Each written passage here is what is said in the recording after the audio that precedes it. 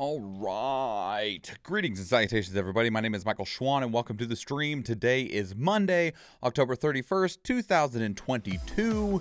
Happy Halloween, everybody. I hope you're having a good day. I hope you have good plans. I hope things are finding you well on this All Hallows Eve. Music seems just a tad loud. Let me fix that.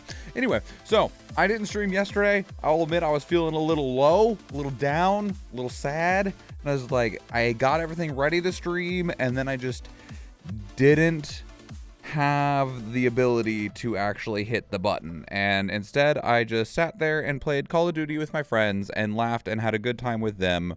And I'm trying to plug in my phone right now, and it's not working. There we go. And I laughed and had a good time with them.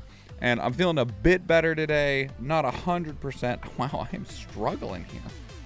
I'm struggling, and not even for the reasons that I'm talking about. Help me. It's fine. It's fine.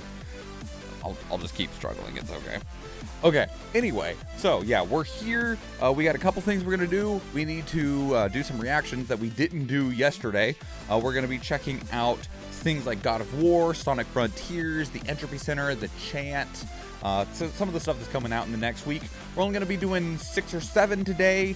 That should only take a couple of hours. And then afterwards, we're going to play some Fortnite and just kind of get some more quests done, because I'm like this close to unlocking Gwen Stacy. Like literally like this close. I think I'm level like 98 and you need to be level 100. So like literally like this close.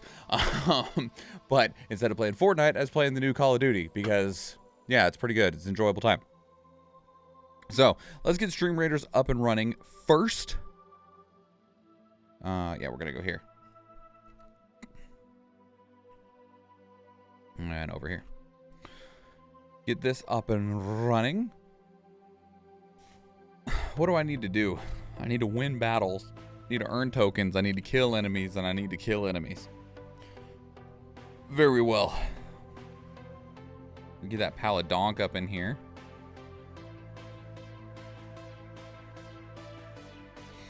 All right, and with that said, we'll move over to this screen.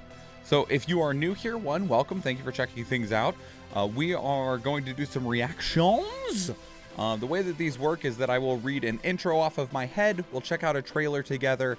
And then after the trailer's over, we'll talk about it. And then when it feels like it's time for us to wrap things up or it's just time to go, I'll read an outro off of my head. And then we'll make faces. Face gets used for the thumbnail, because these do get chopped up and put onto the tubes of you. The YouTubes. We do these live on stream because they make for a more interactive and dynamic experience. Calm down, Sonic. Which makes it something more enjoyable for both myself as a content creator as well as people that'll be watching this later on YouTube. There is another thing that I normally say on that. Oh yeah. And just as a little quick extra thing, if you would so like to assist in the smallest way, you can. There's multiple ways to do so. One, it's just watching. That's you know, one of the most immediate and helpful things. But also on top of that, let me see if this latest one has a different screen on it. Nope, same one. Okay. Chatting while we're talking, very appreciative. And then also, man, what was I trying to say? Oh yeah, help me remember to change. I need to change hats every video, and we're going to be changing shirts every 2 videos. We normally do every 3, but that's when we were doing more than we're doing today. And since these are just going to be the ones for this week, I did miss putting a video up on the channel today. I was working until like 30 minutes ago. Like I was working, and then I ate food, and now I'm here. So I was working. I was working on many things. We'll need to change shirts every 2 videos and need to change hat every 1 video. Like I said, we're only going to do a few today, and then we're going to play some Gideo Vames after we're done. And then in about 3 hours or so, I got to go, because I got to go run some family errands and take my mom to dinner and get some stuff ready for the Halloweens and all that. What was that sound?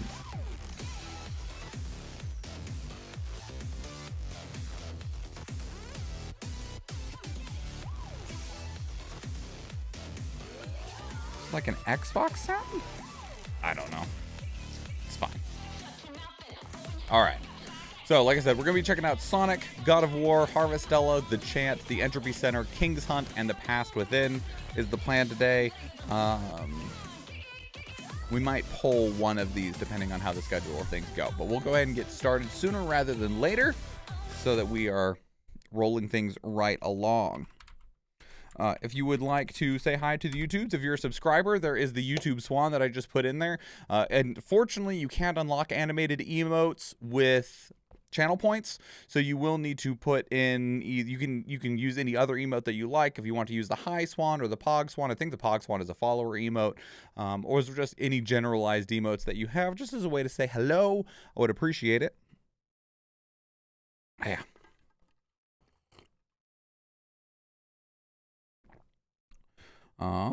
But we are going to, does this work? Dead, okay. It's not what I meant to do, but.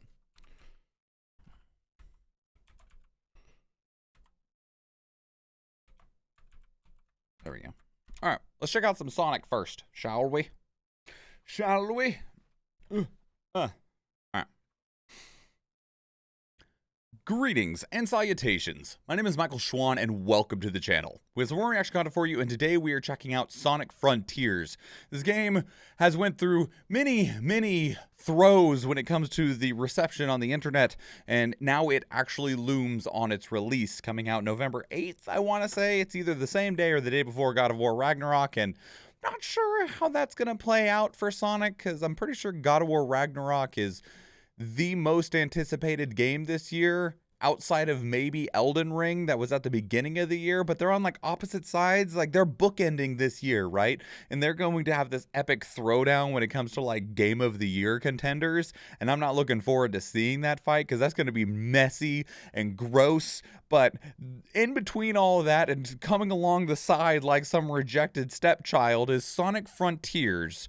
And the reception for Sonic Frontiers has been so all over the place. Initially, people were like, that looks like a really shitty Unreal Engine demo. And then they showed some more. We're like, actually, you know what? Maybe that looks pretty good. What's happening, though? I don't know. It still kind of looks really empty. The combat might be all right. I don't know. And then there was like people that got to play it at like the Summer Games Fest, and everyone that played it was like, it was actually really fun. And everyone's like, really?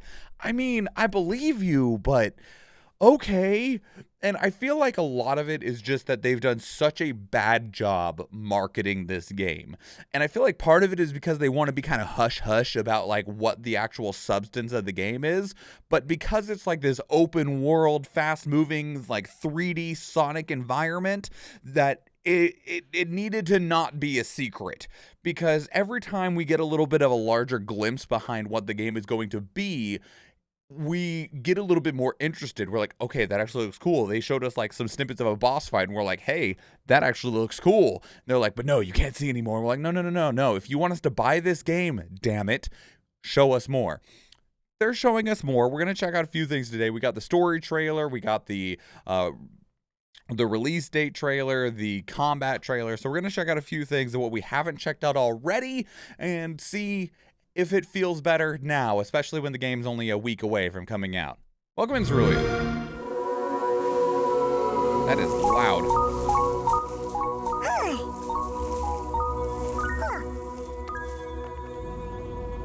That's a bit better. A mysterious stranger. Your reckless actions endanger the world. Sonic, I don't give a fuck.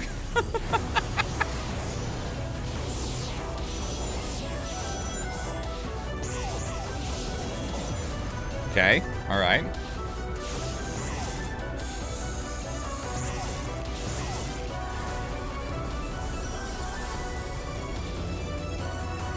Are the little tombstones going to be like shrines from Breath of the Wild? You?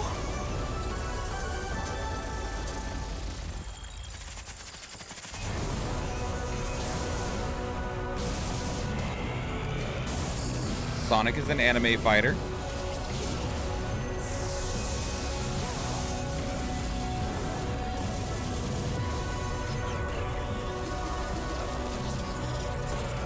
You cannot run forever. Leave immediately. Is Sonic Wreck-It Ralph?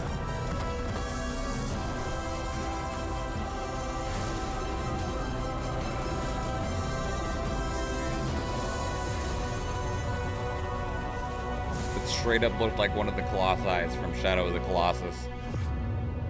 So, you know, here's the thing. I wonder how this game would be received if it wasn't Sonic the Hedgehog. Because, like, a lot of in this... Sonic's newest adventure, he's headed to the Starfall Islands in search of Chaos Emeralds with his friends, Amy and Tails. A lot of this looks cool, but it just feels so weird because it's Sonic. Into a dimensional portal.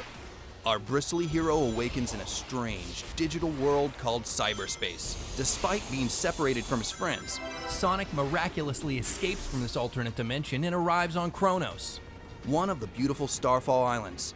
A curious wilderness full of ancient ruins, strange inhabitants, and sinister enemies.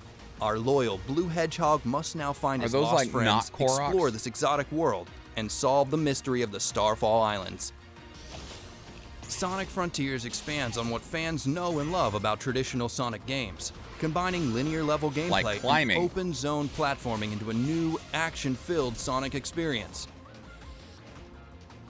The world map is bigger than ever, giving Sonic more room to run and explore his surroundings. Sonic Frontiers offers high-speed, open-zone gameplay that gives you the freedom to play the game in the order that best matches your playstyle. Engage in exhilarating combat with exciting new enemies, solve intriguing puzzles, and complete fun side quests to help rescue Sonic's friends. Solving puzzles will reward the player with items that can increase Sonic's power and defense, reveal hidden parts of the map, and unlock new ways to navigate the island at fast speeds. Scattered around the Starfall Islands are cyberspace portals. Defeat bosses throughout the island to earn portal gears that unlock these stages. You'll need to complete challenges within each cyberspace stage to earn vault keys that can be used to unlock Chaos Emerald vaults and allow you to progress further in the game. In Sonic Frontiers, Sonic's combat gets an upgrade, making battling enemies more exciting and fluid than ever before. You don't just bounce on their head now. System featuring a host of new abilities to unlock and level up. You'll have plenty of options to fight strategically, combine dodges, parries, counters, and more. If you prefer more straightforward gameplay, check out Auto Combos, loyal to who? where various attack combos can be executed with a single button. These modes make it possible for all Sonic fans to easily enjoy the fast and flexible new combat system. This game feels like a fever dream. Sonic's enhancements don't stop there. He's learned a new ability called Psyloop, a band of light that mirrors Sonic's tracks. Surround enemies, items, and areas to uncover different effects and unlock all the secrets of the Starfall Islands. Get ready to blaze your own trail and forge a new frontier in Sonic Frontiers. Available November 8th. Stay tuned for more details. You know, it's interesting to me just how much Breath of the Wild has warped gaming, right? And like, more than Zelda as a franchise ever did before, because open world wasn't a new concept, and even things like gliders and stuff like that weren't a new concept. But Breath of the Wild, because of its just wild success, everyone just immediately started to grab onto it and see if they couldn't put their own spin on it. Sonic spin, kill me.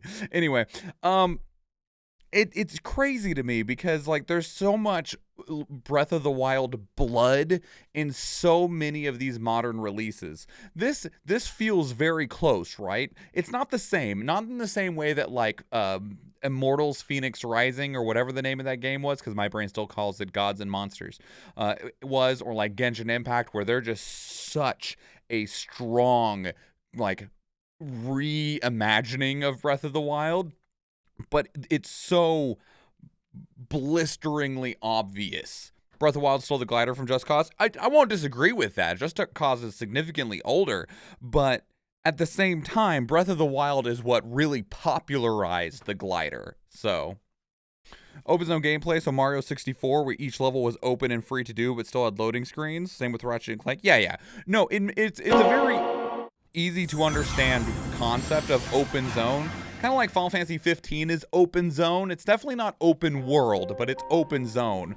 And I think open zone works really well. That allows you to build these concentrated environments without being restricted in the same way that trying to make an open world game function does. Because there are limitations to that if you don't have the time, equipment, and money to do it.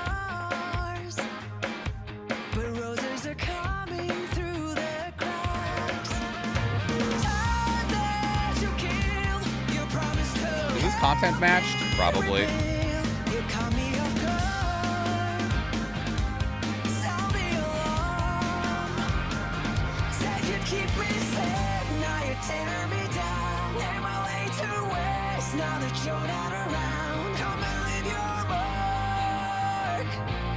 You know, I hope this game is successful. It has every odd stacked against it. Oh. It's supersonic.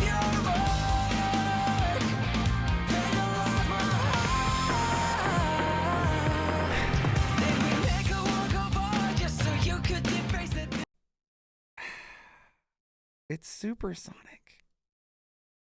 When's the last time we've actually gotten to see supersonic, like, legitimately?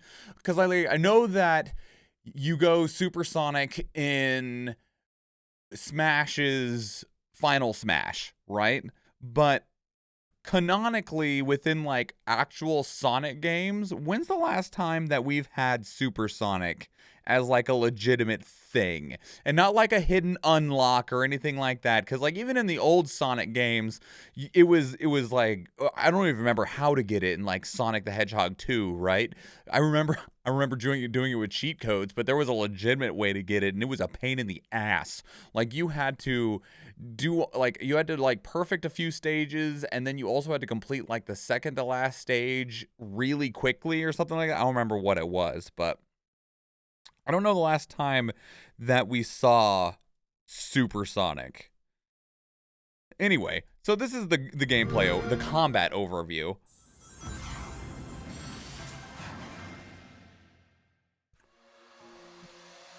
Sonic Frontiers introduces a new take on the action-adventure and platforming Genshin genres Impact's by initial combining impressions, blistering indeed. speed Yeah, with I mean, blazing combat. we even saw him do the climb like Zelda does, like Link For the does. first time, Sonic has a skill tree full of exciting and powerful new abilities to learn.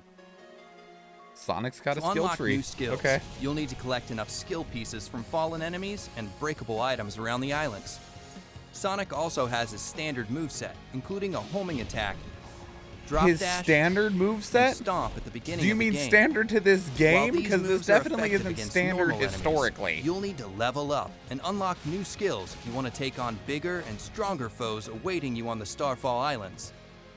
A normal enemy on Kronos Island is okay. nothing Thanks, compared Nuzlocke. to I those couldn't on remember later what it islands. was. So make sure you're collecting the red seeds of power and blue seeds of defense to boost your stats and give yourself a fighting chance. As the game progresses and Sonic levels up, so do your enemies. Completing combos is a good way to get the upper hand during battle, especially when paired with a new skill called Phantom Rush. Sonic's combo meter will fill up after attacking enemies consecutively. Once the combo Sonic meter is just maxed out, used Phantom a Rush demon is art. activated, and your attack power will be boosted until the meter reaches 0. To deal massive amounts of Oh my damage God. in a short burst, use Sonic Boom, a long-range, high-speed kick that unleashes Alright, so we need shockwaves at the Sonic as a enemy. guest character in Street Fighter 6. Another option to dish out major hurt on your enemies is Wild Rush, a flashy, zigzagging attack that sends you crashing into your targets with great force. It's a fast and stylish way to hit your enemies hard while avoiding incoming fire.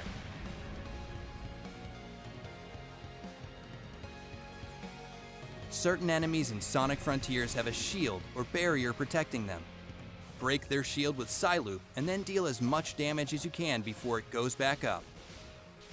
If your opponent happens to land a hit on you, just use the Psyloop ability on the ground to collect more rings and get back in the fight. Okay. Don't worry about During picking up the ones you combat, lost. you'll Just need to make study more your out of the opponents ground. and determine the best strategy to take them on. Encounters with Guardians will require more than just using your homing attack. Many of them prompt you to engage with their unique combat mechanics first before reaching their weak spot. Once you have an opening, you can dish out all the skills you've unlocked from the skill tree. Experimenting and he's a with Dragon new Ball Z abilities and character because discovering he's each throwing the enemy's fucking weakness will ki help you blasts. defeat them with ease. Use your enemy's moves against them by utilizing parry during combat.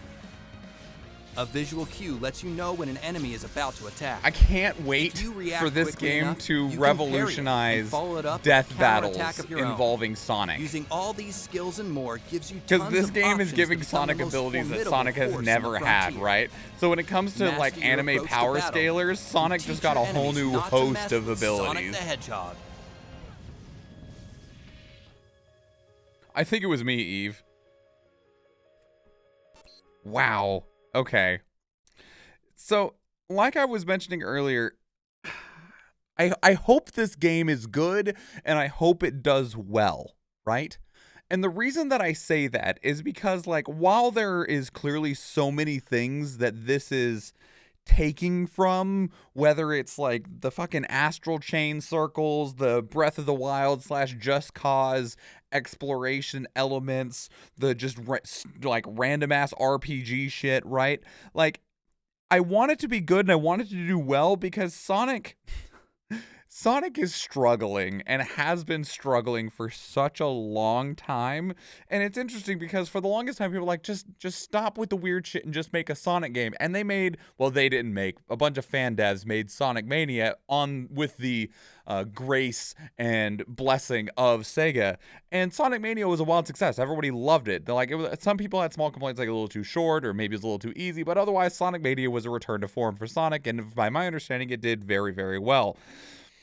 But this game, they're trying to do something like new in a way that is like new for Sonic. And there's this open plane, this new platform, this new venture. And Sonic is on every platform because he's going to be on PlayStation and Xbox and PC. And it's got this new open form. But they also like marketed this so terribly because depending on when you look at like which trailer you look at, you're like, that actually looks pretty good, or that looks awful, or is it done yet? There's so many different reactions that you can have to this just based on when you see it and what part of their marketing you see. And then they're like, you know what we should do? You know what's a good idea? Let's release it the same fucking day as God of War Ragnarok. I'm sure that'll go over great for us. Like, I don't understand. New in a way that's new for 2002. It's new for Sonic, okay? That's what I'm getting at. It's new for Sonic. The Mario Odyssey that did nothing for Mario, just for Sonic, I have no idea. Like, it feels weird. I'll just say best of luck with this game. It's not my cup of tea. I like the stupid campy stuff from Adventures. You know, and like, I don't think that campy is the right way to go with Sonic. Of course, at the same time, Sonic is such a weird looking character, right? Like looking at Sonic in this and him having like the movies were wildly successful, but I still can't look at a photorealistic Sonic and be like, that's a believable character concept. And even in this and like the cutscenes that we're seeing and stuff, when he's like in this serious moment and these enemies are approaching him and stuff, like it's so hard to look at this design and be like, that's a serious character. And Sonic, most of the time, he himself is serious, unless he's making little jokes and stuff about being like a cocky hero, right? But at the same time, he's a relatively serious character. And I'm like, but look at him. But look at him. I don't know. I feel like this game has set itself up for failure, which is a shame because I feel like this game has had a larger budget and more marketing than any other Sonic game in the last 20 years. Like maybe 06, which that was a whole bundle of excitement in itself, but that's far enough behind that we don't remember that shit well enough or we choose not to because we don't want to. But man, could be worse. Could be ugly Sonic from the first trailer. It might sell better if it was ugly Sonic. So, yeah, so that's Sonic Frontiers. I don't know what to think about it. It's weird, okay? I don't know where we're going with this. But, yeah, let me know what your thoughts are about Sonic Frontiers. I'm sure everything is all over the place. But I'd love to hear from you all the same. Put your thoughts down in the comments below. If you want to keep the conversation going elsewhere, two great places to do so are Discord and Twitter. Speaking of Discord, we have a channel dedicated to these reactions where you can place links of your own that we can check out together live on stream, because we do stream on Twitch, and I would love to see you there. If you enjoyed this video, please leave it a like. If you want to catch future videos, please subscribe to the channel. And if you do watch one of the other videos on the channel, or if I see you in the live stream, thank you and enjoy.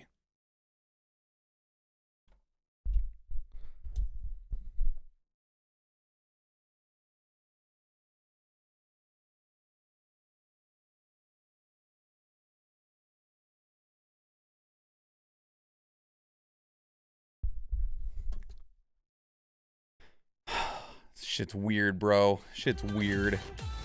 I don't understand what Sonic Frontiers is wanting to be.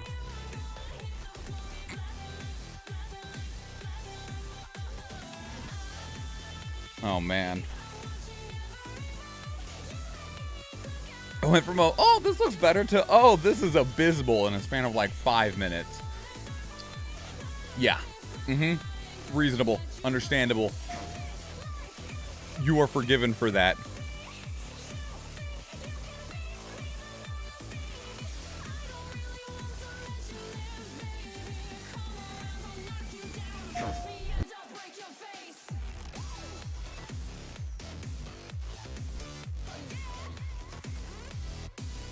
When you putting lipstick on?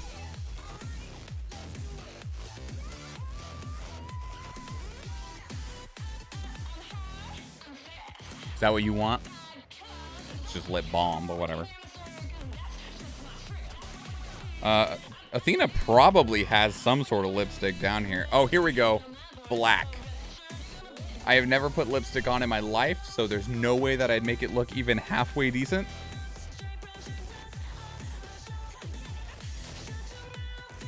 Just because it sticks to your lips does not make it lipstick. Are you sure? Is this a makeup stream? No! No, it is not. Open world Sonic makes perfect sense. Just not this open world, right? It's so weird because, like, if you wanted a good open world Sonic, the world would look weird, right? And that's okay, but instead of making a weird looking world, they just shoved assets floating in the sky, and they're like, it's a cyber world, so it makes sense. And I'm like, no, it looks dumb. But, like, there's also parts that look good, right? Like, there's, like, little stages where you're like, oh, that looks pretty sick. I like the speed of that. Or there's, like, little moments of combat where you're like, that looks really cool. And then they're like, and now back to the stupid part. And you're like, what? Why? Like, you got this part over here, and this part looks really good. And then you're like, yes, but it's accompanied by this garbage. And you're like, okay, I guess. Make it cartoony. Don't give me Sonic and goddamn Death Stranding. Right? Well, and like, again, it's like you took the ground of Death Stranding and then you put just like anime shit up in the sky. And it's like, pick one. Don't do both. Pick one. It doesn't matter which one. I don't care which one.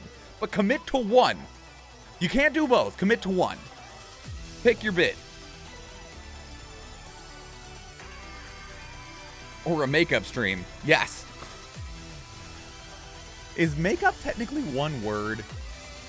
Like, is make up like makeup and then like I'm gonna make this up to you like I'm like a makeup? Is that one word? English is stupid.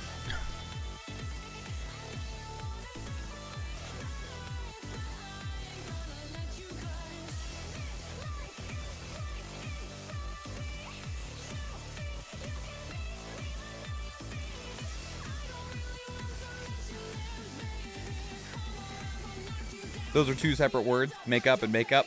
Oh well, too late now. Can't change it.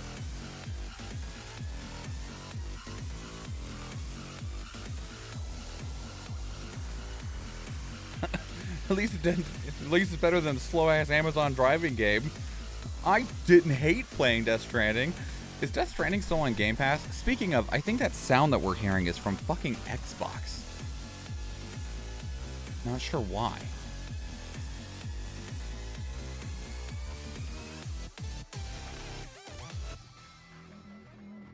I don't have any like notifications, but I'm pretty sure that's the Xbox sound. That dunk dunk, whatever the fuck it was. Who's inviting you to play games? I don't know. I don't have any notifications. It's gone already. Would it show up in here? Maybe? I don't know. Hi. A year ago. I don't know who that is. Yeah, I have no fucking clue. You know how we can solve this, though? And that's by just killing it. There we go. Solved it. Nice. Tight. Last minute, everybody. If you'd like to jump into the Stream Raiders battle, then afterwards we'll check out God of War and probably be able to get through God of War and Harvestella. Take one more look at Harvestella. Oh, speaking of, did Harvestella get a launch trailer yet? It launches this week, but sometimes they don't do launch trailers until like the last fucking day. I really wish they do launch trailers, I don't know, a couple days before launch. Nope, still no new trailers for Harvestella.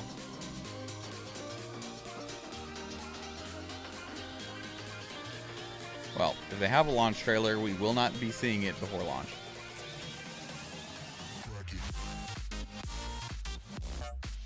Killing it or them usually does solve issues. Aggressive, true. Launch trailers is a trailer that is released at launch. While, yes, I would agree with you, that is not normally what ends up happening. Most of the time I see launch trailers be put up within the week before the game is launched.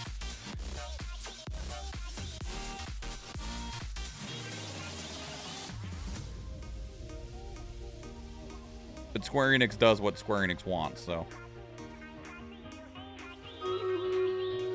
Also, Athena, I realized that you were able to prop up the fucking stream deck to make it like stand up taller, and I was like, how the hell did she do that? And like, I remembered before we redid all the equipment and stuff that it was like that, and I couldn't figure out how to get it, and then I realized that you just fucking unfolded the goddamn stand, and I was like, oh, it's because I'm an idiot. Like, it was there the whole time.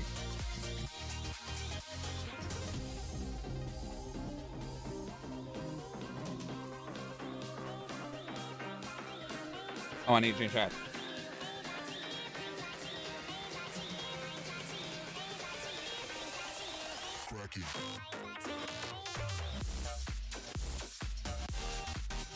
Who's that vampire? No Waked. No Waked? I don't know. Alright, we got one Sojourn. It can be yours for 420 channel points. No kills going to No Waked, followed by a tie between myself and licking doorknobs is illegal. Is it? Maybe licking public doorknobs is illegal. But I don't think at its core it's illegal. Most assists going to myself and No Waked, followed by Boxing Hedgehog and Athena Latina. Boxing Hedgehog? You mean like Sonic? He was boxing. Anyway, ignore me. Athena with the Centurion. Back to the map.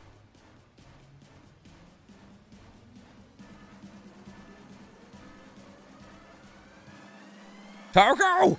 Toko, what are you doing here? Toko, it's dangerous. Toko, I'm gonna need you to calm down a little bit, okay? I wonder if Sonic and God of War sales will affect each other, since I legit don't know who the Sonic audience is. I don't believe Sonic will affect God of War sales. I believe that God of War could affect Sonic sales.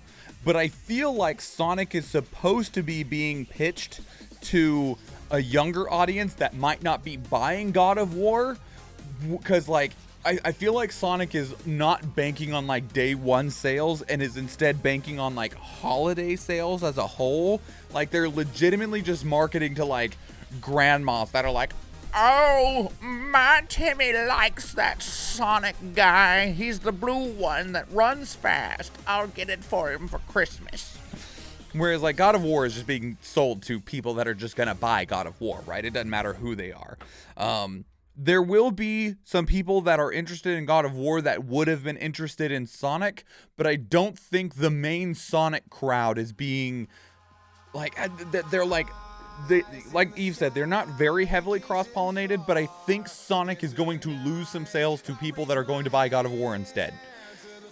But yeah, Toko doesn't calm down. You're right. You are correct. Toko does not calm down. See, normally I would think Sonic is for the kids, but is it though? I don't. That's the thing with that game. I don't know, man. Sonic fans are weird. Well, this Sonic doesn't have his cock out, so you don't got to worry about that whole subsection of Sonic fans. So, anyway, put in your YouTube swans, your Reese swans, your high swans, your pog swans, or whatever emote fits your fancy, and let's talk about this game. Potential spoiler warning if you're worried about spoilers for God of War Ragnarok.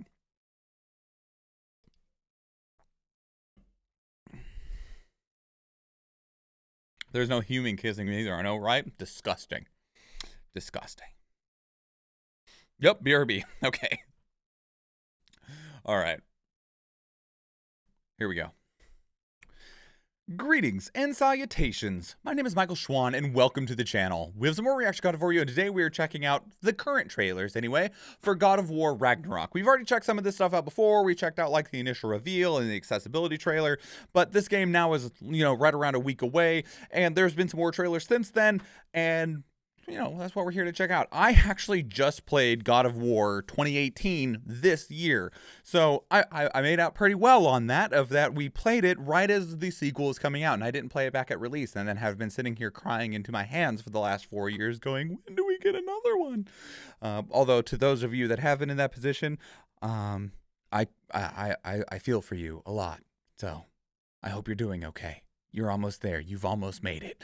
So yeah, God of War Ragnarok, the long-awaited sequel to 2018's God of War. What we initially thought was going to be the second game of a trilogy is now going to be the concluding game of this new arc for Kratos and his family, I guess, if however you want to phrase it. I mean, Atreus is anyway, we won't get into those types of things. It's complicated, family matters and gods and whatnot, so we'll just take a look at this and see how it feels. I think at this point everyone is pretty much either sold on this game or they just don't know it exists. So we got 3 trailers. 2 of them are fairly short. The father and son cinematic trailer and the launch trailer are both only 30 seconds long, but we do have the story trailer that was put out at the State of Play in September of this year. So, let's go.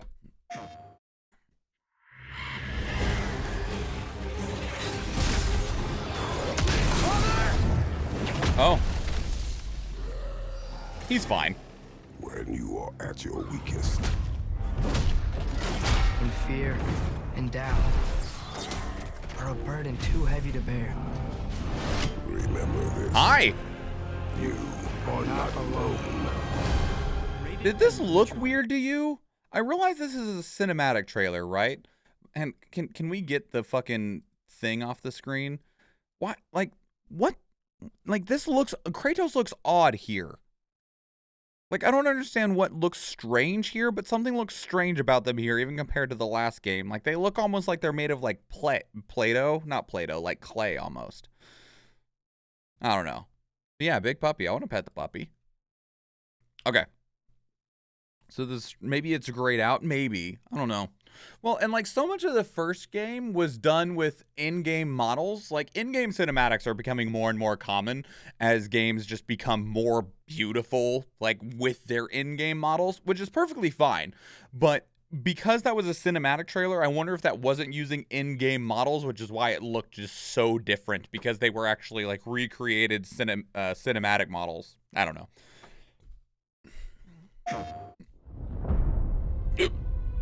Oh, I'm fine. Everyone keeps secrets.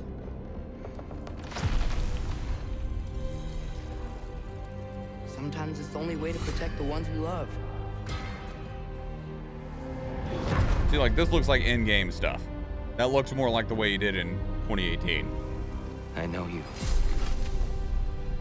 God Killer. What is it you want from me? Is it a god of war you came to find? Who voices Tyr? You don't really want war, do you, Kratos? All that blood. That voice sounded on your familiar. Hands, on your son's hands. What is it you will not tell me? I can't talk about it, but I just need you to trust me.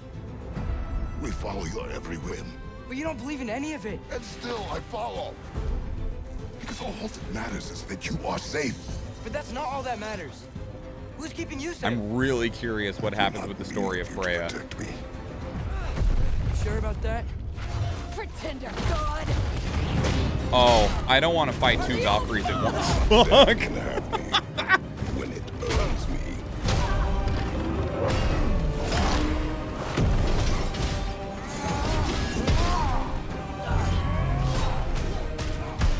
What do you even know? Oh, no, God, that's gross. look. In your lifetimes, has anyone ever worshipped you? Ever prayed to you? Can you even imagine that kind of love? No! You don't care about anything beyond yourself. Beyond the monster who kills without cause. Who's that?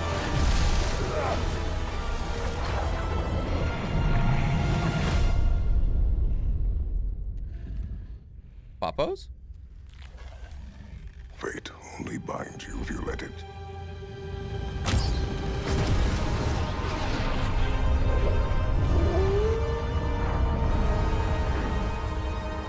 Do what is necessary.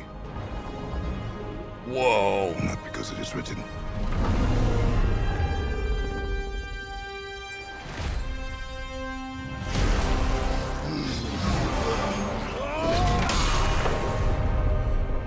We will make our own destiny.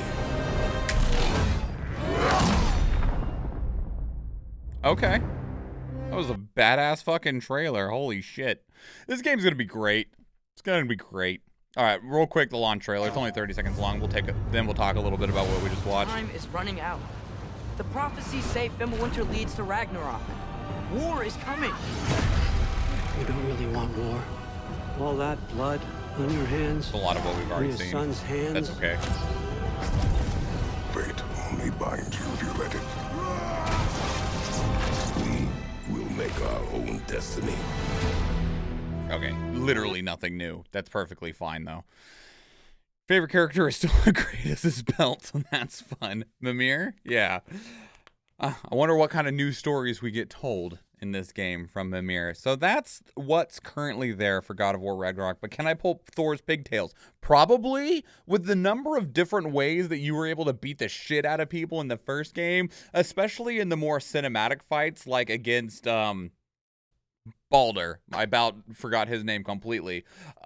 You know, you punched his face in some really interesting ways. I'm pretty sure Kratos grabbed his beard at a couple of points in time and was using it as a way to pull his head towards his fist, you know? So, does Fenrir accept pets? I mean, it kind of looked like it, you know? It kind of looked like it. There was also 2 dogs, you know? So, and it looks like we're on the dog side instead of on Odin's side, which is an interesting one. Maybe, I don't know.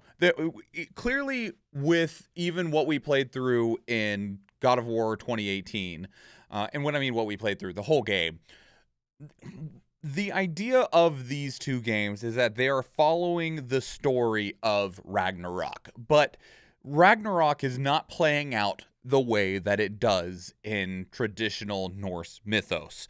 And because of the presence of Kratos, that has changed everything. And we've learned who Atreus is and like what Atreus' role is, but even that is changed because of the wild card, the unlimited variable that is Kratos. And that means that basically anything is possible when it comes to how this game and how this story is going to play out. The question becomes, like, what happens afterwards? Because one of the things that we know for certain is that God of War is not over. God of War as a series is likely never going to go away anywhere in the near future. But we do know that this is the end of this arc, whereas where we're in this Norse land and we're dealing with the Norse gods, there's lots of other pantheons that they can go through, right? Like, they could go to Egypt or whatever they wanted to do. And at a certain point, there is a concern of, will it start to get derivative? And I think that they did a really good job with 2018 God of War, as well as, while we haven't gotten it yet, I'm very confident in this statement of what they're going to do with God of War Ragnarok, of making it feel like God of War and bring these characters along in a journey that doesn't feel derivative, of where they moved them from the Greek mythos to the Norse mythos, and it felt real, it felt tangible, it felt understandable, it felt graspable. It didn't feel like we were going to a new location for the sake of going to a new location. I mean, and even then, there's still tons of Greek gods that still exist that Kratos didn't off in the first 5 games, I think is how many there were, if you include like the PSP stuff and stuff like that. So there's, I mean, and even still with what it looks like, unless there's like some mass extinction event of the gods in God of War Ragnarok, ignoring what Ragnarok is supposed to be, they could even still do more within the Norse mythos. But I'm pretty sure at this point, either Kratos is going to die, which I don't see that happening, or they're going to be forced to travel elsewhere to a new land, a new mythos, or something like that. Next time, Kratos is going to take on Jesus. Come here, Father, Son, and the Holy Ghost. I'll fight all 3 of you at once. There's no way you could be scared. Oh man, I just fucking pictured just straight up like Western Christian Jesus, like the white dude with the fluffy hair, just like doing like a Dragon Ball Z like charge where you soar across the ground and he just like grabs Kratos' head and just like drags him across the rocks. That's hilarious. And somebody please animate that now. So yeah, I don't believe God of War will be over, even if this arc and this story is over. There's some things that I'm personally really curious of. The largest one, of course, is Freya, because of her role in the first game. I'm really curious how that ends up playing out across this second game. Admittedly, the large overarching story, I didn't care that much about in the first game, and I don't care that much about in this game either. I did enjoy the individual smaller stories, the character stories and the character moments in the first game, but the story of Ragnarok, I don't care that much. It's definitely about the characters and their interactions with one another is what is important to me. It'll be interesting to see who plays roles in this, because in the first game we got visited and talked to with Baldur multiple times, and I'm curious if Thor will be that same way. We do know from the end of the last game that he shows up, so we'll probably see him early in this game, but I'm curious how many times we continue to see him across this game and what that entire role and story ends up playing out as. But again, however Ragnarok comes to pass or is prevented, it doesn't actually matter to me. It's about the characters and the way that they go about this story rather than the actual path that they're walking along as a whole. So anyway, that's God of War Ragnarok. It's going to be out November 8th or 9th. I always get that confused. November 9th. So gonna, like literally like a week away. Hope you're excited. I won't be playing this the day it comes out. I've got a lot of other stuff that I want to play, and I don't have a whole lot of time to play it. I'm playing Signalis right now. We got Bayonetta 3 that needs to be played, and then maybe after Bayonetta 3, we consider God of War Ragnarok. But, we still got things to get through. But let me know what your thoughts are down in the comments below. If you haven't played the first game, how are you feeling about this one? Are you just going to jump straight into this one? Have you went back and played the first one because of this one's arrival?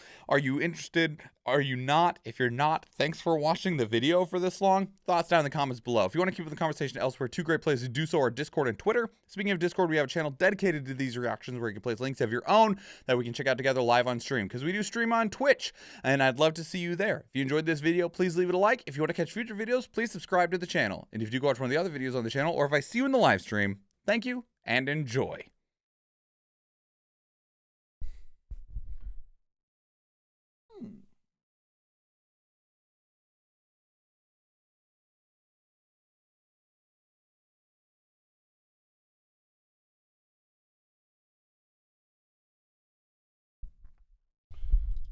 All right. What's up there? TIE fighters. TIE fighters. All right, so that's God of War. God of War. All right, we have time to do another one. I thought we might. Might. Okay, let me put the music on real quick. This is only 2 minutes. So yeah, this one will be short anyway. Let me put the music on. Let me go change shirts. I will be right back.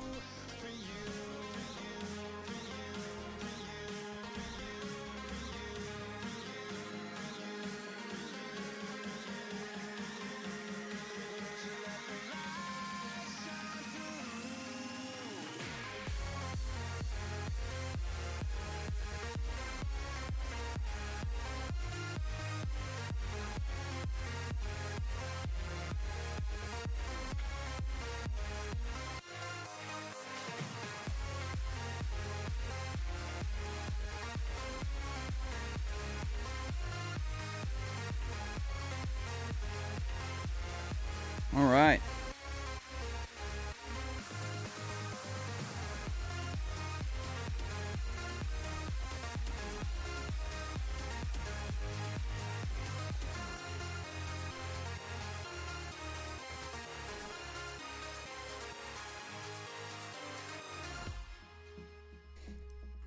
All right. Put in your YouTube swans, your high swans, your pog swans, your dead swans, whatever swan fits your fancy. My fucking knees, man. All right. We'll keep rolling.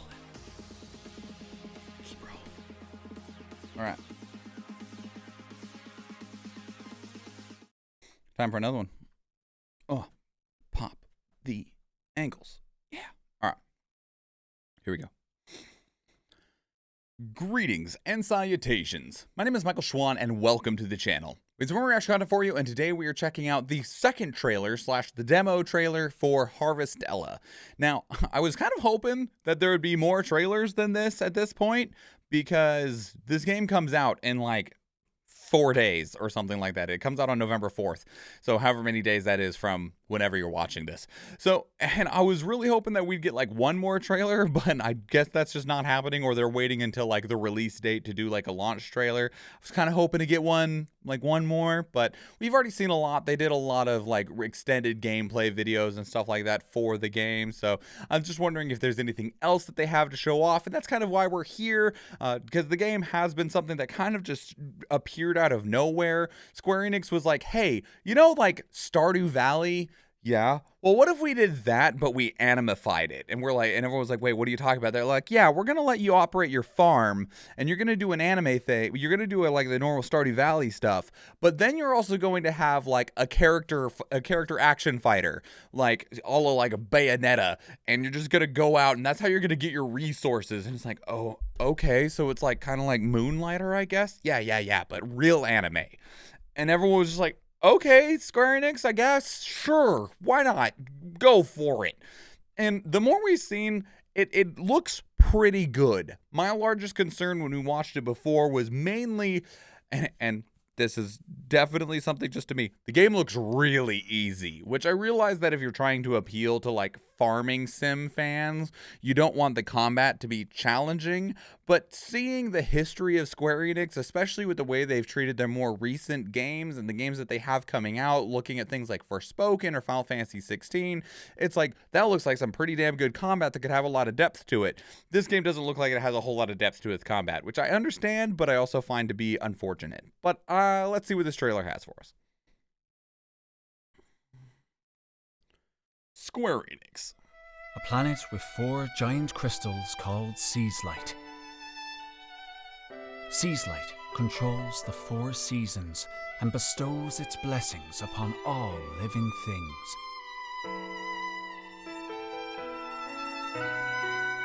In your life here, amongst the lush nature of Lethe Village, you till the land, raise crops, and live alongside the bounty of the seasons. And yet, at each turn of the season it comes, withering all life in its wake, quietus. Set out on a journey with your friends to uncover the mysteries of quietus. The road ahead will lead to all kinds of adventure and new encounters, and, eventually, the very truth of the world itself.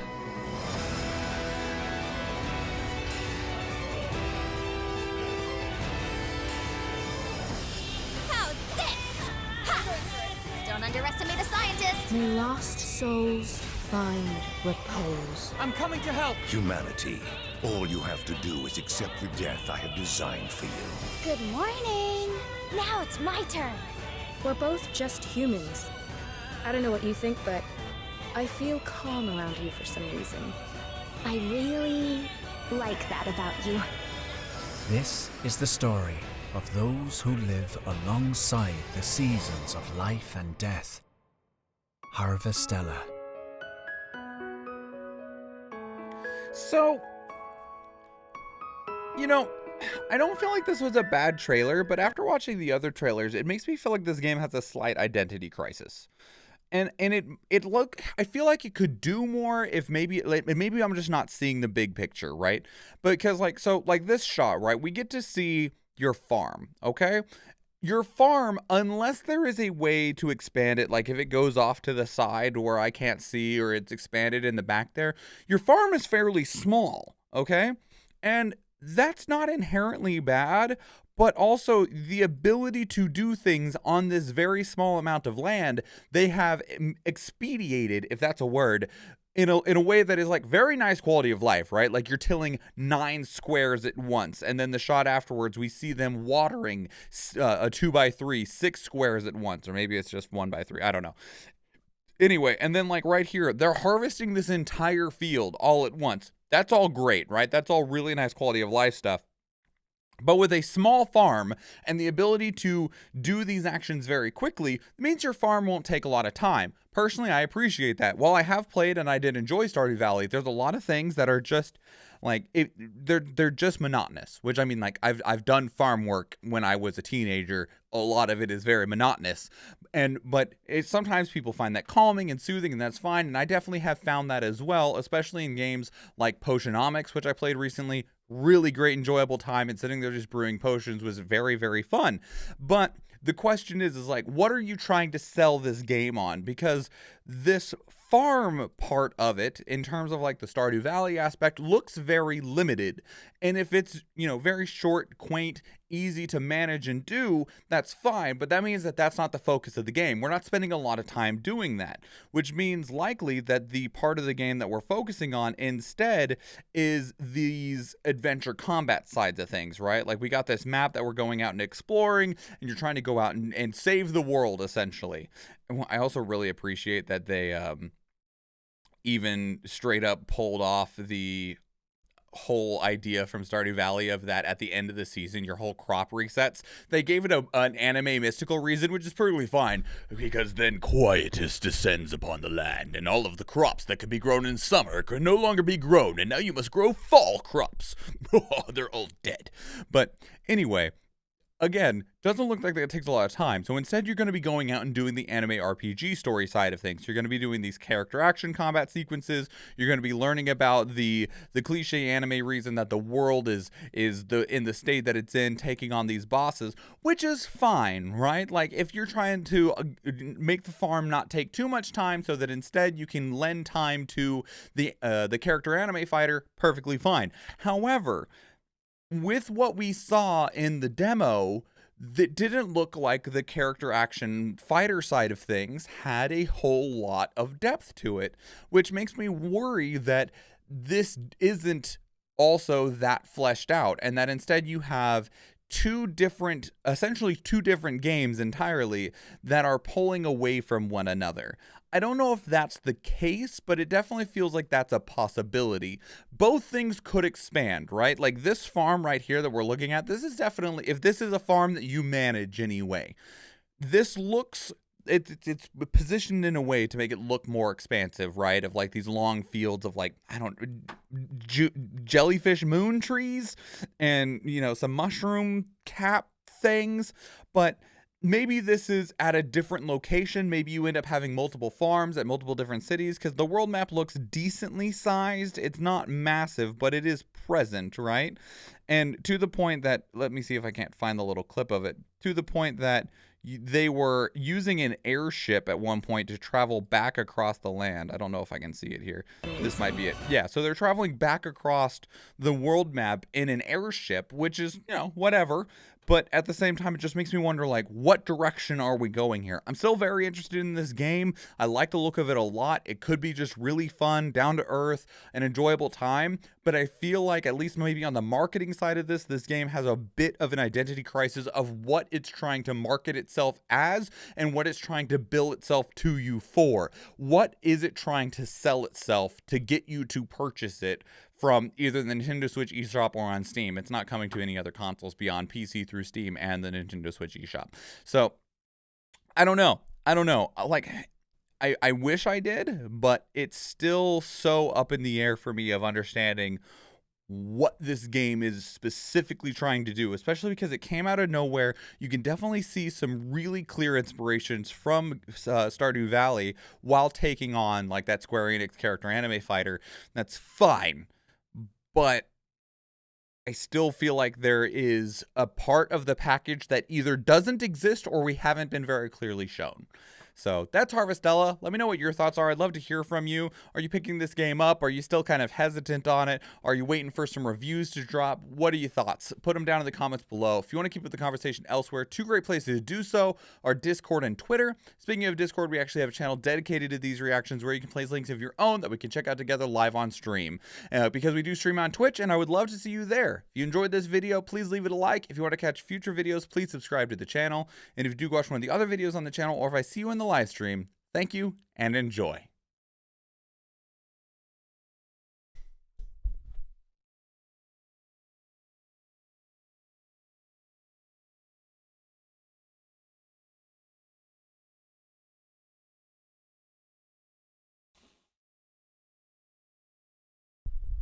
Yeah, still very confused about this game.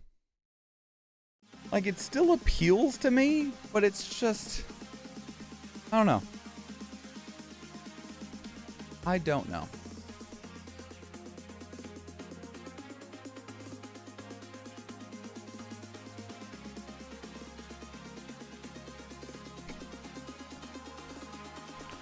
All right, we can get this other one ready while we wait that last minute for the battle to be ready.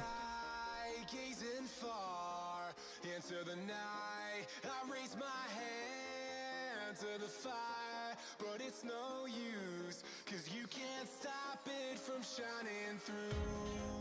It's true, baby, let the light shine through. If you believe it's true, baby, won't you let the light shine through for you, for you, for you, for you, for you, for you,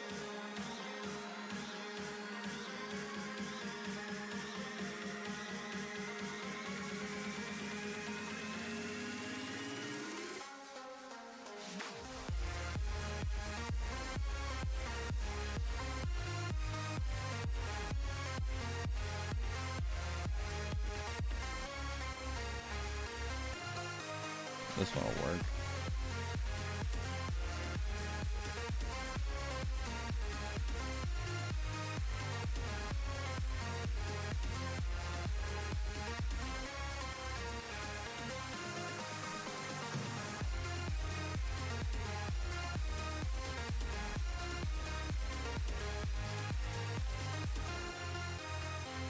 Oh.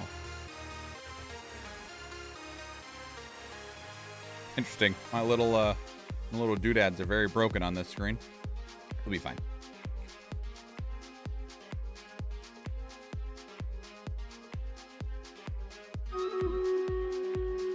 All right, good luck, everybody. I think we might need it. Yeah, these little doodads. Little event list. Will this fix it? It'll clear the chat, but it might fix it. Yeah.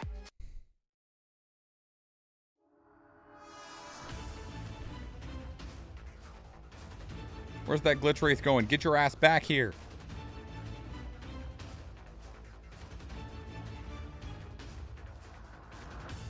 Quick, before he turns into something scarier. Like a shadow man. Are we just gonna ignore Toko? Do we just not care about his presence? There we go. Toko would be pissed.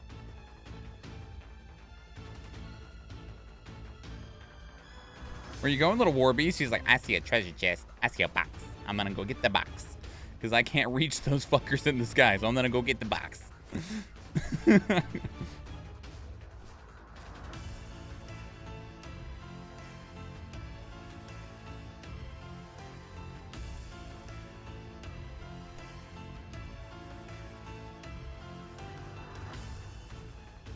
Get the box. That little healer was still ready to go heal that poor war beast. He's like, I got you. I'll help. I'm here to help. 20 busters. Nice. 200 gold can be used for 1,669 channel points. Most kills go to myself with 21, followed by Shagoth 2009 with 17. Athena in there with 12. Most of this going to Shagoth with 14, followed by Athena and Elkanayana with 1. Shag seemed to have given you all the cheese. Yeah, give me the cheese. I love cheese. I'm not sure what my favorite kind of cheese is. Maybe fresh mozzarella. I really love fresh mozzarella. Hey, Athena with the gold.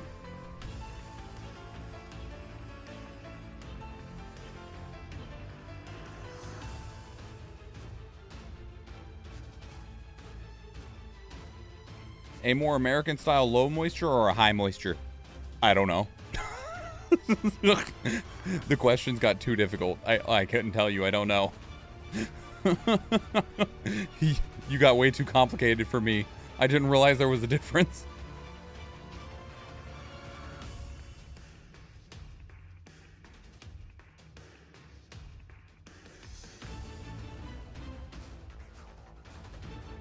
Probably a high moisture, because the mozzarella that I'm thinking of comes in like a bag, and the bag is wet on the inside to the point that it's like almost got a lot of whey. I don't know if that's what it actually is. And then you can just like plop it into little balls, like just like little balls of mozzarella. Just take them, just like just grab a little bit off and just like like where it's like real soft cheese. Yeah. That's what I want right now. All right. On to the next one, everybody. Low moisture is what you use in most high American. No, definitely not. Definitely nothing that comes in like a. Definitely not something that looks like shredded cheese, like what you'd use on an American style pizza. Absolutely not. I'm talking about like you can almost just like go like this and it just like slopes apart because it's so like soft and wet. I'm okay. Definitely high moisture then. Definitely high moisture. All right. Put in your YouTube swans, your high swans, your re-swans, your pog swans, whatever swan fits your fancy, or just any emote in general. And then we will check out the chant that comes through the microphone. Slap my ass real good. All right.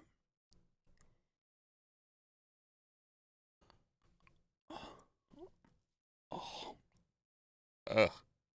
All right, here we go. Greetings and salutations. My name is MichaelSchwahn and welcome to the channel. We have some more reaction content for you. Today we're checking out the chant. Now we checked out the chant previously, but it was when it was first announced, and they've had a small handful of additional trailers since then.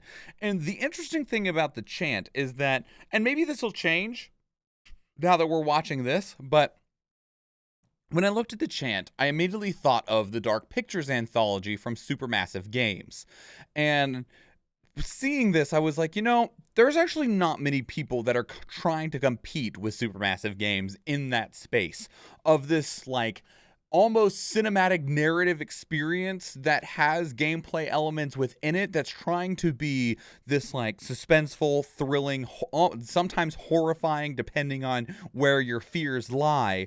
And so seeing somebody else take on that particular style of media in a very serious sense, right? I've seen a couple that have felt like supermassive games-ish, Dark Pictures Anthology-ish, but they're really, really small, where something about the chant, it felt larger, it felt more significant, and maybe it's just because there's more money behind it. I mean, I see the words Coke Media down at the bottom, so they got lots of money. Don't know if the devs actually got lots of money, but, you know, Coke Media has lots of money, but that's a conversation for a different day, okay? So yeah, the chant, and I'm curious to see if it still feels that way now that we have more trailers available to us in seeing if it actually is along those same lines. So we got 4 trailers available. We got the story, the New Age Cult trailer, the preview accolades trailer, which that just sounds strange to me because like, is it accolades for your previews? Anyway, and then our actual gameplay trailer. So let's take a look at the chant.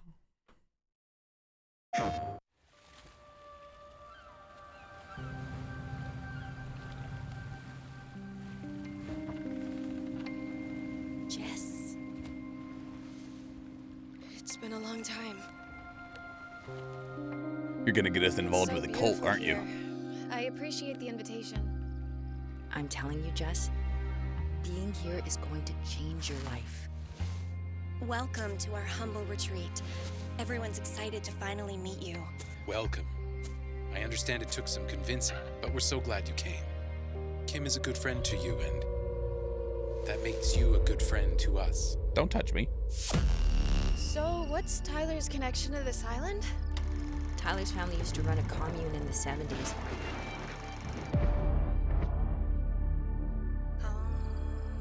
I'm sure you have many questions.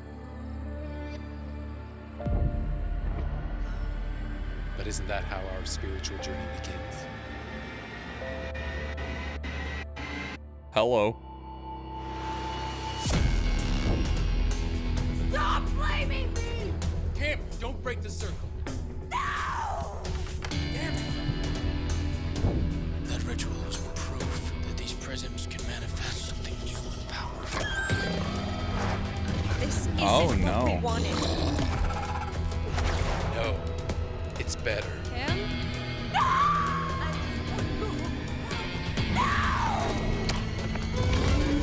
Okay, maybe I don't know what this game is.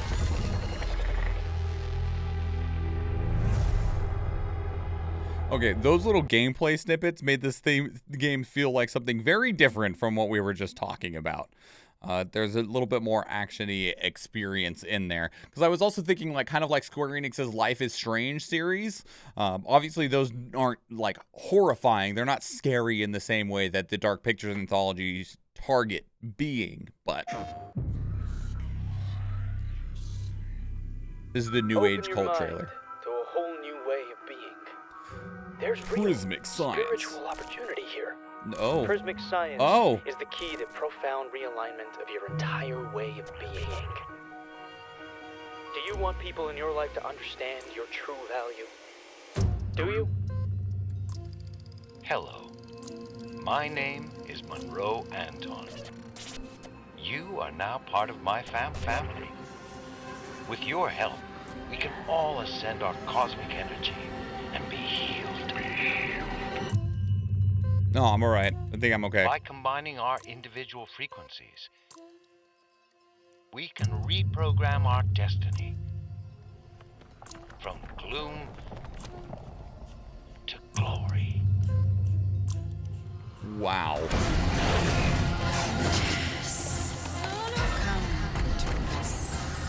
Attempt to know what is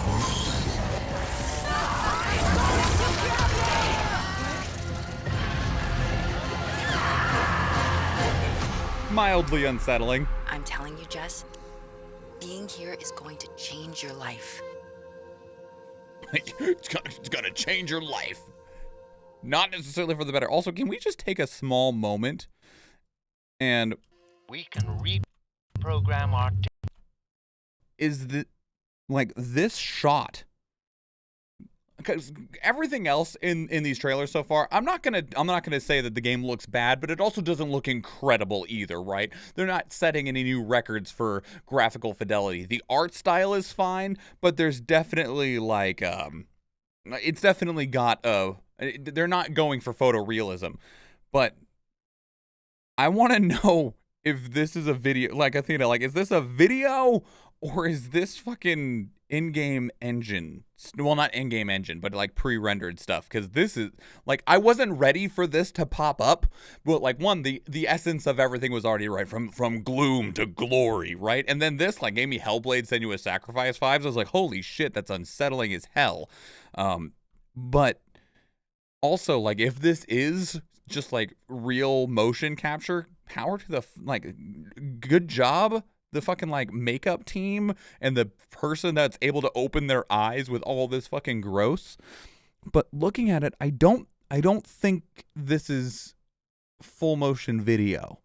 Just looking at the eyes, I don't think it is. There's just a little too much blurry fuzz on like the whites of their eye, with as clear as like the grime is around like their eyes and stuff like that, for the eyes to be as blurry as they are. If these are in focus, unless they intentionally blurred out the eyes, okay, and also with the way that there's some weird lighting coming off of the eyebrows, I don't think that this is an actual person, but it definitely could have passed off as one at a glance. But yeah, I'm curious in what aspect this is used for in that case then, because this, compared to everything else we've seen, is wild.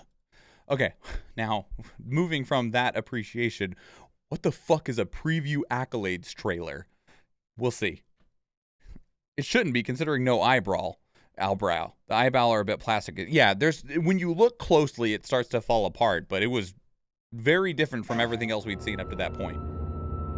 The prism begins anew. This doesn't look safe. This whole game doesn't look safe. What are you talking about? She's trying to run! Look at that. I'd be running. Of course, you're on an island, so where the fuck do you run to? Oh, no. Danger blossoms.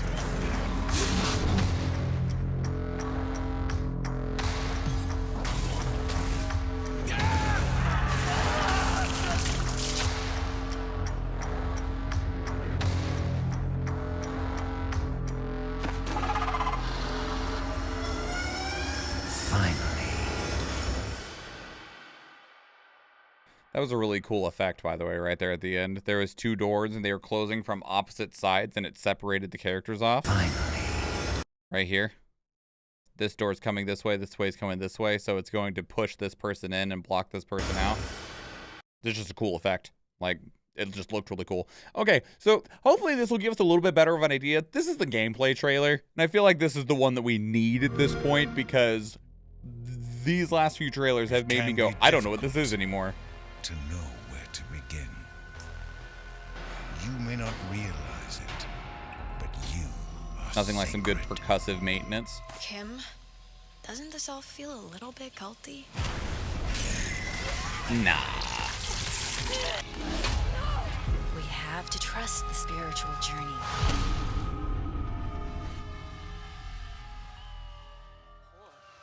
Hi, I'm Mike Scupa, creative director of The Chant, horror action adventure game set on a remote spiritual retreat in the Pacific Northwest. You play as Jess, who's come to Glory Island seeking healing from a past traumatic event. Her peaceful weekend soon turns to cosmic dread after a group chant opens a parasitic dimension known as the Gloom, which is engulfing the island and threatening to take control of everyone and everything on it.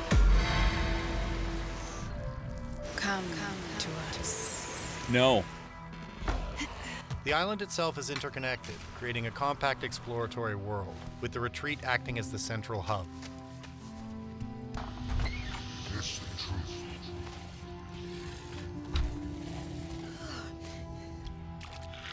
What was that? Proceeding into the many surrounding locations uncovers resources and collectibles, while bringing to light the dark past of the island's former inhabitants. And as a father, I must discipline my children when they misbehave. Along your journey, there are items to craft and puzzles to solve in order to proceed deeper into the heart of the island. That worked.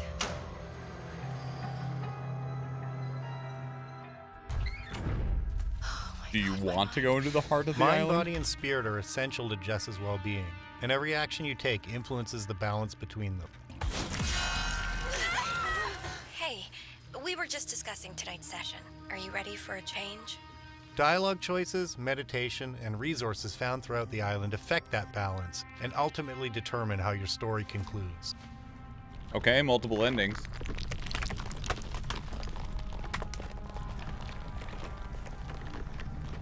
As the gloom spreads throughout the island, you need to traverse each of the supernatural areas as it attempts to amplify and feed on Jess's negative energy. Gross. No. I never do anything to upset you.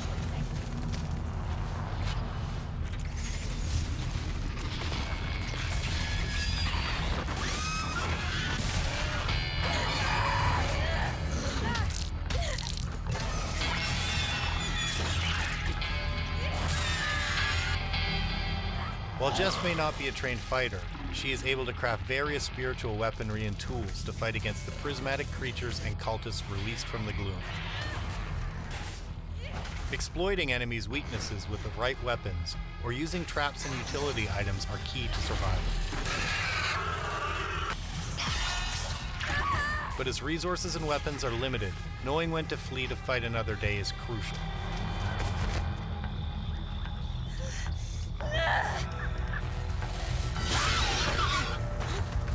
Oh, that was cool. Through the discoveries and teachings of prismic science, Jess learns to harness the power of the gloom herself. Numerous spiritual abilities can increase your odds of survival against this unstoppable force. Those guys did not seem to fucking care. Welcome to your spiritual nightmare. Oh.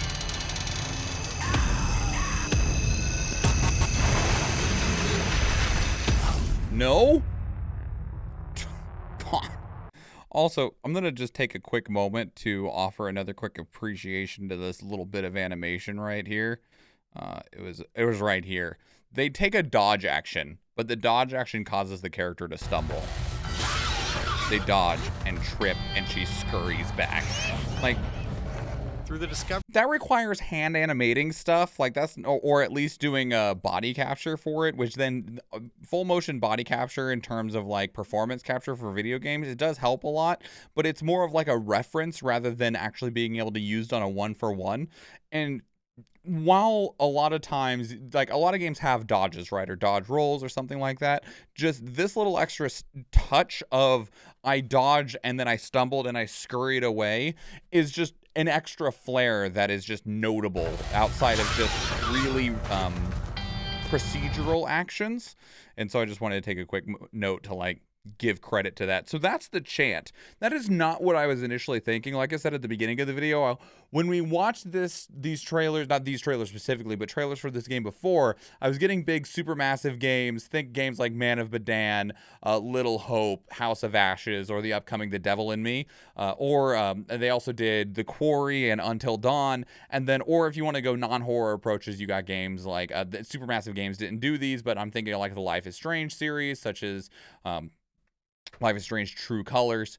And with that, I thought that's what I thought the general approach of this game was going to be, is kind of like that narrative led. There are some gameplay elements in it. You have the ability to walk around in some areas and explore and do things and try and solve some puzzles. But this game actually has a lot more of a like an action side of it than I was initially expecting.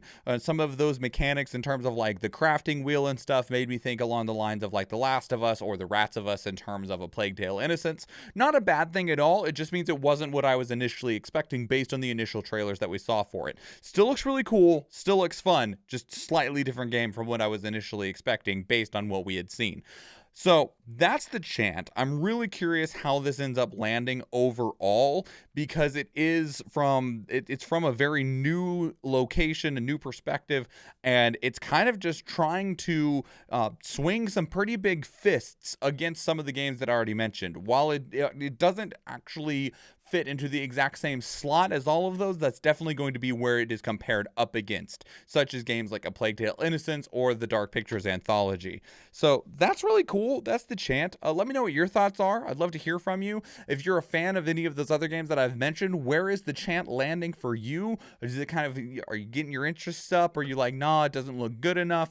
If you're a horror game fan, is this kind of fitting your fancy? Or is it just kind of, you know, floating along by the wayside out in the you know, paranormal boonies? Put your thoughts down in the comments below. I'd love to hear from you. If you want to keep up with the conversation elsewhere, two great places to do so are Discord and Twitter.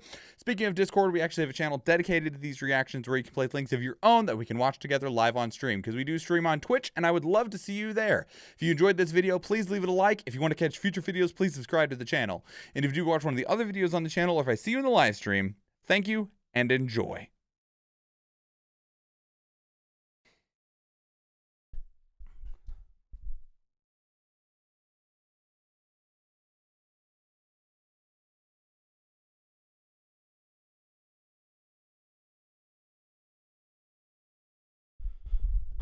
All right, well, that happened. Not what I was expecting in the slightest.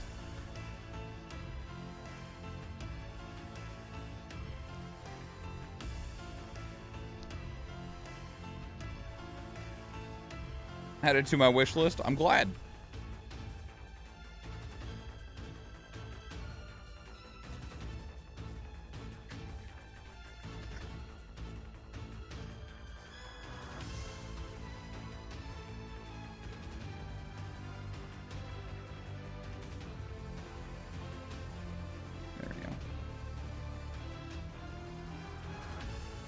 Okay, this video we wouldn't be able to get through before the next battle, so let me check on these ones.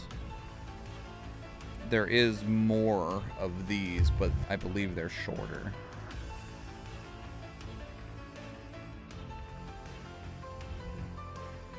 So we might be able to do these before the next battle.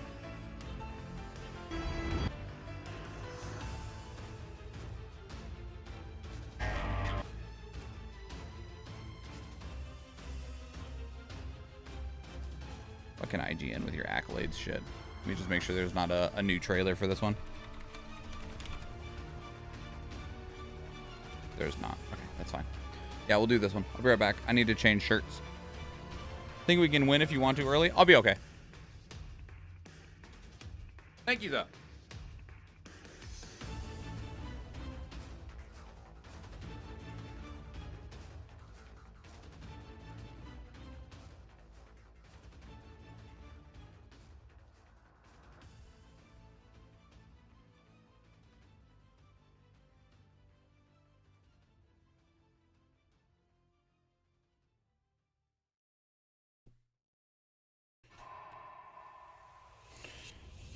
Nugget not going trick-or-treating, or are you waiting for Dia de los Muertos?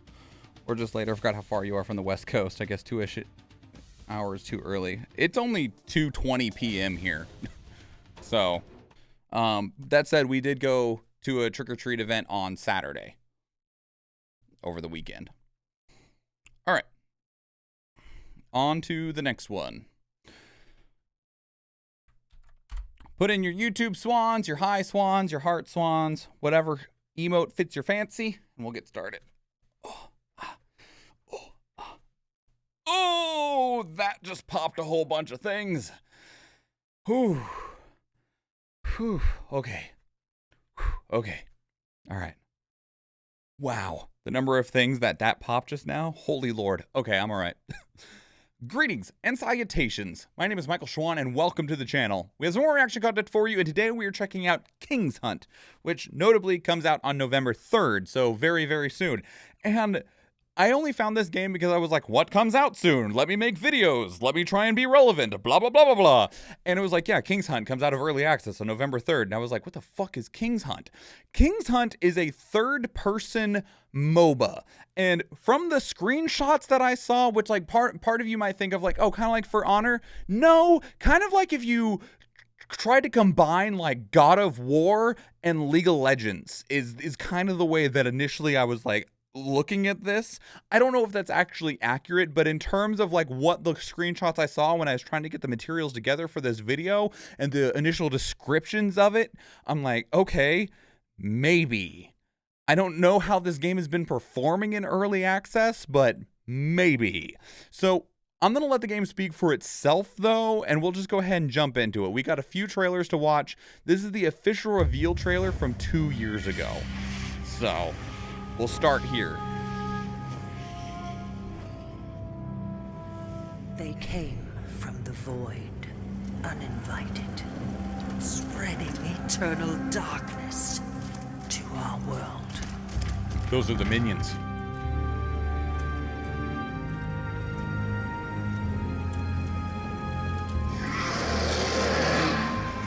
This time, we cannot fight alone. The moment to stand forth is now.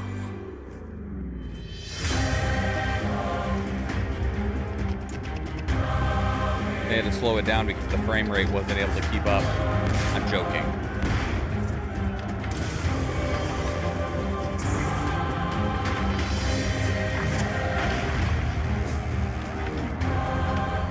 I guess a third-person MOBA does already exist in Smite, but having played Smite, it definitely...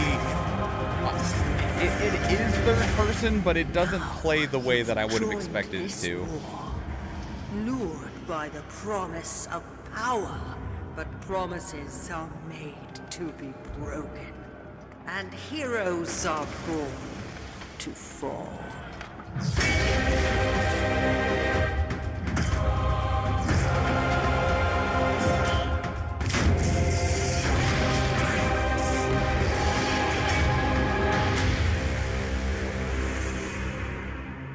Looked a little rough.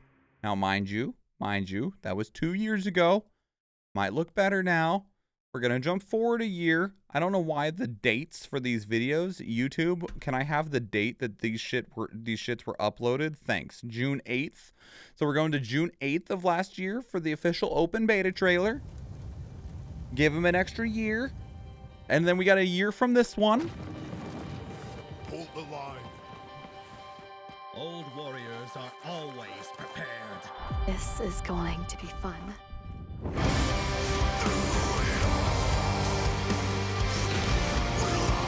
Out of my sight.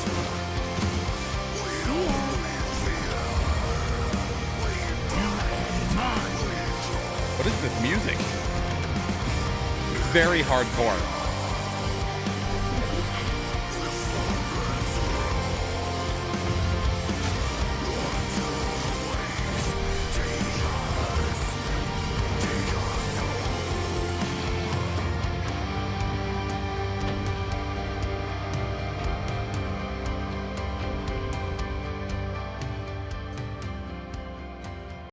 Okay.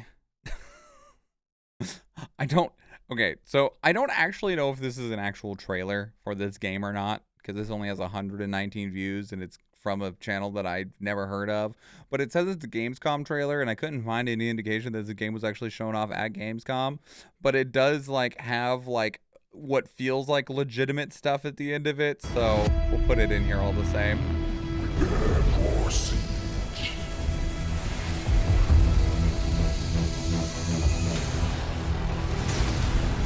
Try harder. There was another third-person MOBA that we checked out a few months ago. It wasn't this. It had more of a shooter aspect to it. But I don't remember what that one was called. Here you go.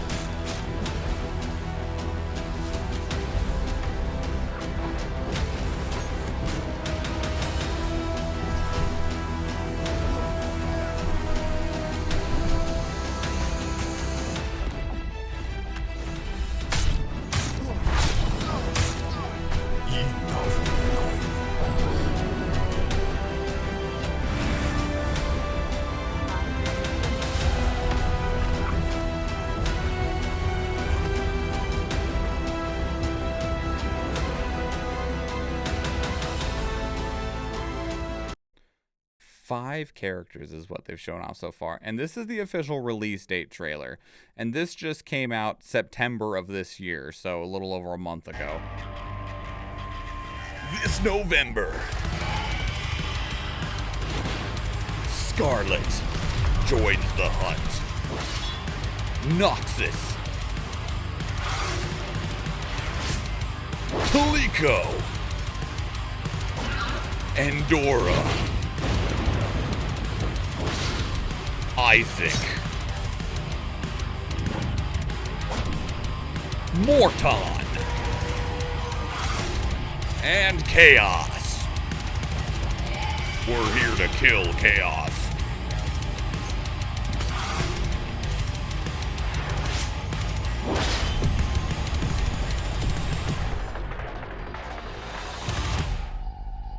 I still can't tell how I feel about this game. Like, and you know, it's interesting because like I normally feel like I'm pretty plugged into the video game sphere. I feel like I'm pretty well like attuned and aware of things. Like I read a lot of shit on Twitter. I pay attention to like the R Games subreddit, not R Gaming, R Games. I'm following a lot of like insiders in the thing. I pay attention to what's announced at like all the major events and stuff. I literally have a dedicated YouTube channel, not this one. I have a YouTube account, I guess is what I should say, that is strictly subscribed to a bunch of different outlets that announce video games, like game trailers, GameSpot trailers, IGN, Nintendo, a bunch of different individual company accounts like Square Enix and Bandai Namco and stuff.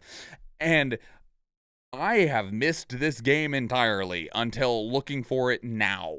And it's interesting that that's the case. And like, there's so many games that are being announced and coming out all the time lately that, given that this doesn't exactly inspire a ton of confidence, could easily be the reason that it essentially slipped through the cracks. But I also don't feel like I lost a whole lot by it slipping through the cracks. So that's King's Hunt. Yeah, Look, Smite has done really well for itself for the last 79 years as the third-person MOBA, and I feel like a lot of that is attributed to a very defined roster of characters that it takes inspiration from, just being literally the gods of every mythos of every world and story that ever existed, and as well as a pretty healthy amount of collaboration work with different intellectual properties of using popular media characters as skins for characters within the game. And this doesn't feel like it can actually even contend with Smite, which is unfortunate because I feel like there needs to be something that contends with Smite, because having played Smite, I don't feel like Smite's very good. And this comes from somebody who has played a lot of MOBAs in their life, and Smite is a struggle for me.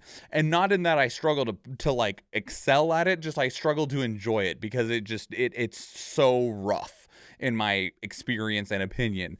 And I feel like a new player in the space isn't a bad thing, but it's also such a hard space to get into. So, yeah, that's King's Hunt. If you've been playing it, let me know. Is it good? Did you enjoy it? Are you still enjoying it? Is it worth checking out? How do you feel? Let me know. Put your thoughts down in the comments below. I'd love to hear from you. What was a game that was shut down that was a MOBA? It was in that genre. There's so many MOBAs that have lived and died, Eve. I don't know. No idea. But anyway, yeah, that's King's Hunt. Let me know. Put your thoughts down in the comments below. If you want to keep the conversation elsewhere, 2 great places to do so are Discord and Twitter. Speaking of Discord, we have a channel dedicated to these reactions where you can place links of your own that we can check out together live on stream, because we do stream on Twitch, and I would love to see you there. If you enjoyed this video, please leave it a like. If you want to catch future videos, please subscribe to the channel. And if you go watch one of the other videos on the channel, or if I see you in the live stream, thank you and enjoy.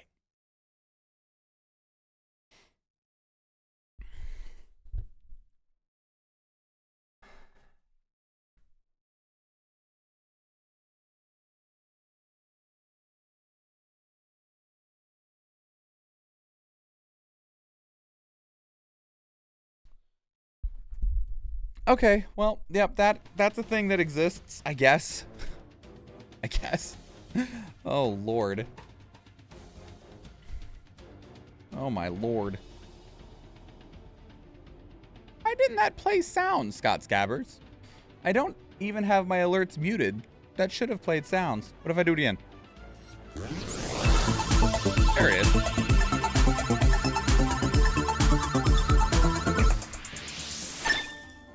Thank you for the bits, Scott Skywers, and hello. I hope that you are doing well. There was another one. So hang on. Let me just go to my YouTube channel real quick.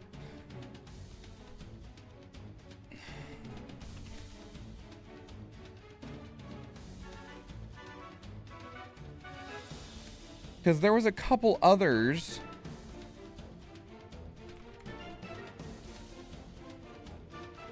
Overprime was one of the ones that we checked out 9 months ago. That was really odd. I don't know where Overprime is right now.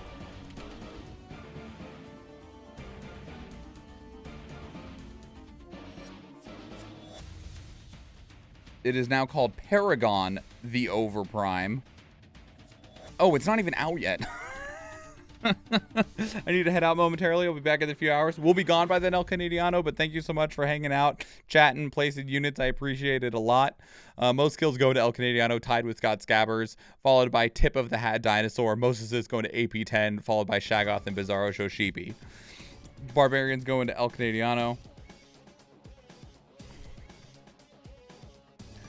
There was another one that we checked out. I don't know if it was necessarily a MOBA, but it felt like a For Honor competitor.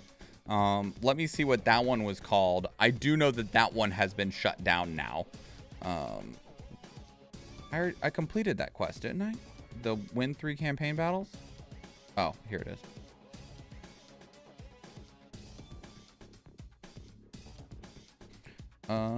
We'll just play as a vampire. Vampire. What was the name of that other one that we checked out? I think it was like 6 months ago that we checked it out. But I was also, let me see if I can't see it. I don't remember its name, which makes it much more difficult to, like, find, essentially. Thanks to that battle, I managed to get the Soul Vessel in the store. Nice. What was the name of that game? It doesn't matter because it's shut down now.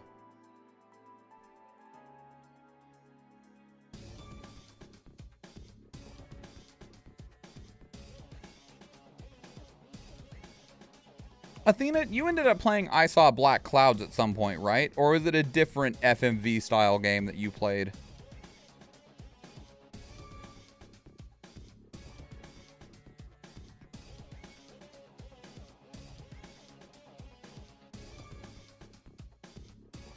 Blood of Heroes was the name of the game. Blood of Heroes. It didn't even make it a year. It launched on August 26th, 2021 and shut down May 13th, 2022. It made it like 8 months.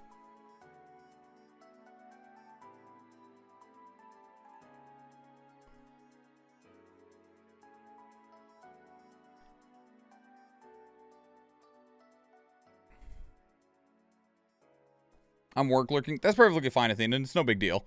I thought that you had played that one, which is why I asked. Okay. Last one of these. Last reaction that we're doing, and then we'll swap over to a bit of Fortnite before ending out the stream for the day. Place in your high swans, your YouTube swans, whatever swan fits your fancy. Scott Scappers, I'm doing pretty well. I was feeling a little bit down yesterday. I'm feeling a bit better today. Not 100%, but I'm feeling a bit better today. That's why we're here.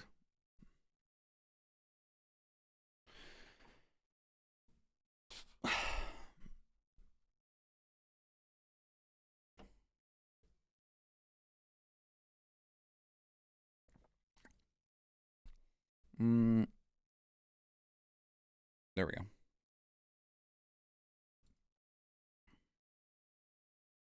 Yeah, we'll just leave it like that. That's fine.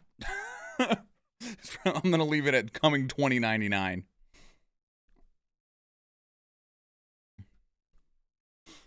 All right, let's do this. Greetings and salutations. My name is MichaelSchwahn and welcome to the channel. We have some more reaction content for you. Today we are checking out the Entropy Center. Now, despite what the screen says, it's not coming 2029, 2099. It is coming like November 7th or something. It comes out in literally a few days. So the Entropy Center, from what the initial descriptions that I saw, I've not watched any of these trailers. I've only seen a couple of screenshots, but the thing that I saw was a description of let's make Portal again, but with our own twist on things. Obviously, this is not Portal. This is not Portal 3. This is not being made by Valve, but the inspiration apparently is very clear. I'll be interested to see just how clear it is, if it's a direct ripoff, if they're trying to do something new with it for themselves. But, you know, there's a way to find out. That's by hitting play. So let's do that.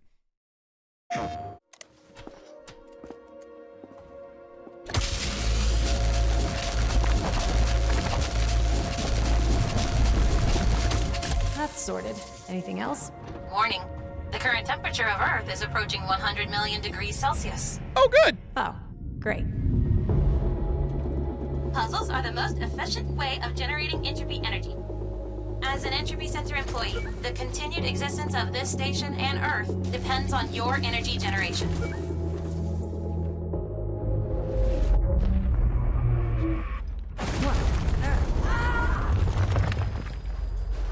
I'm sure it's fine. Conclude that you have most likely survived. Thanks, Astra.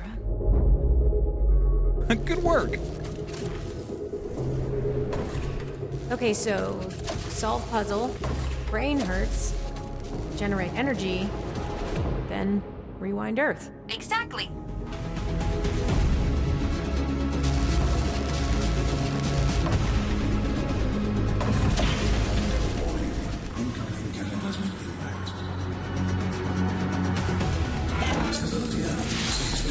Hang on. What did that sign say? If no one comes from the future to stop you doing it, how bad can it be? Okay.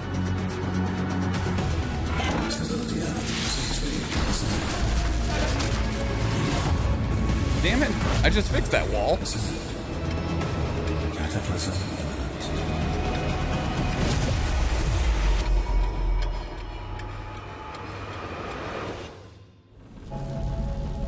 Huh.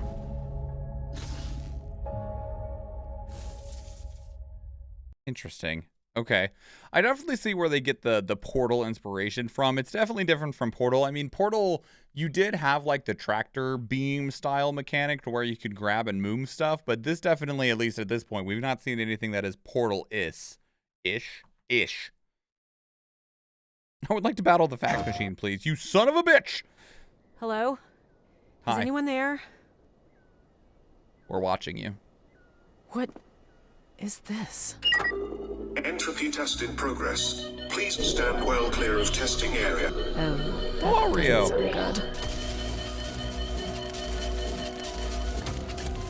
Entropy test complete.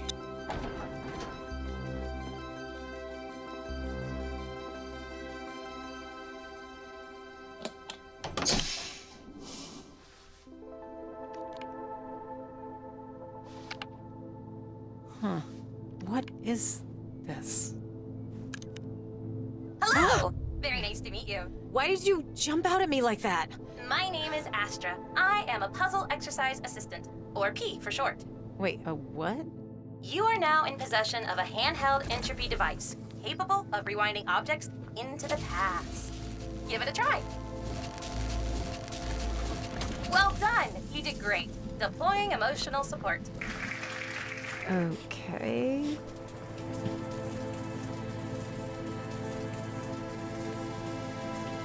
Puzzle element introduction. Jump cubes. Stand on jump cube to launch yourself upwards. Happy jumping! You're a less annoying GLaDOS. Got it.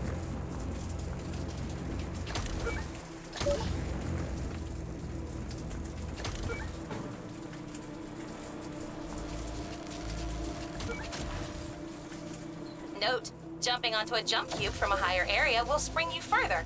Just remember to bend your knees when you land. Congratulations, you just completed your first official entropy puzzle. You finished in the top 5%, yes, of the bottom 50 staff members. Ah. Detecting breach in puzzle area.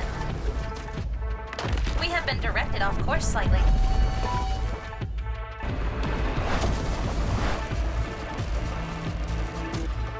put that right back up. Yeah, we'll put that back up too.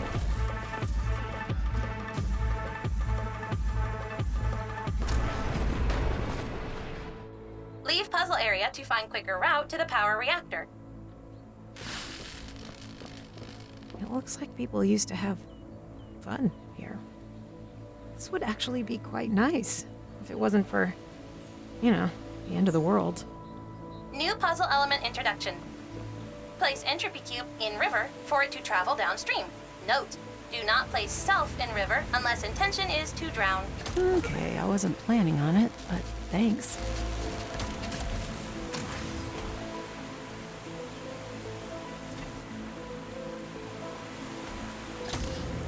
Okay, what's going on? Why puzzles?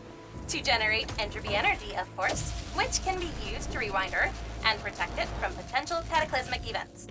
Additionally, your job is a puzzle operative. It is your directive to complete these puzzles. Right. And it's never too late for a career change either. New puzzle element introduction. Entropy fans will create a wind vector away from its origin. Rewind entropy fans to reverse wind force and pull objects towards them instead. Sounds fun. Analyzing body weight. You are of an acceptable body weight to complete this puzzle. Okay, enough of that. Thank you. Everything's so destroyed. Where did everyone go? What on earth happened here?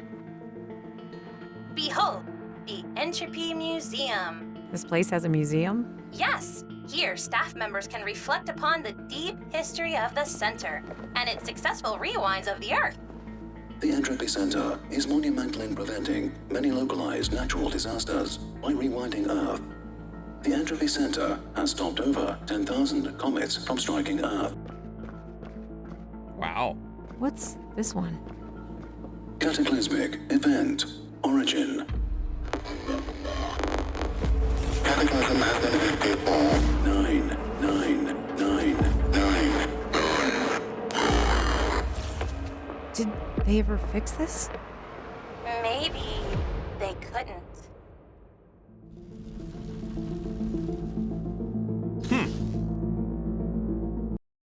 All right, we got one more, which is the release date trailer.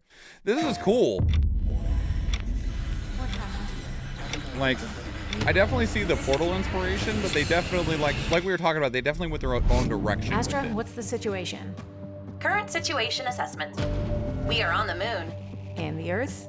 About to explode. Yeah, I'm a big fan of And Astra. you're telling Astra's me cute. this thing is in charge? Hi. Oh, he didn't With make an enough angry energy, we can rewind the Earth. Did you see that? All I can see is your face. Thanks, Astra. Oh, they were So the changing fate the of shape of humanity the block rests there. on my brain, a talking gun, and a glorified vacuum cleaner. All right, here goes nothing. Oh, that can't be good. Astra? Directive, run!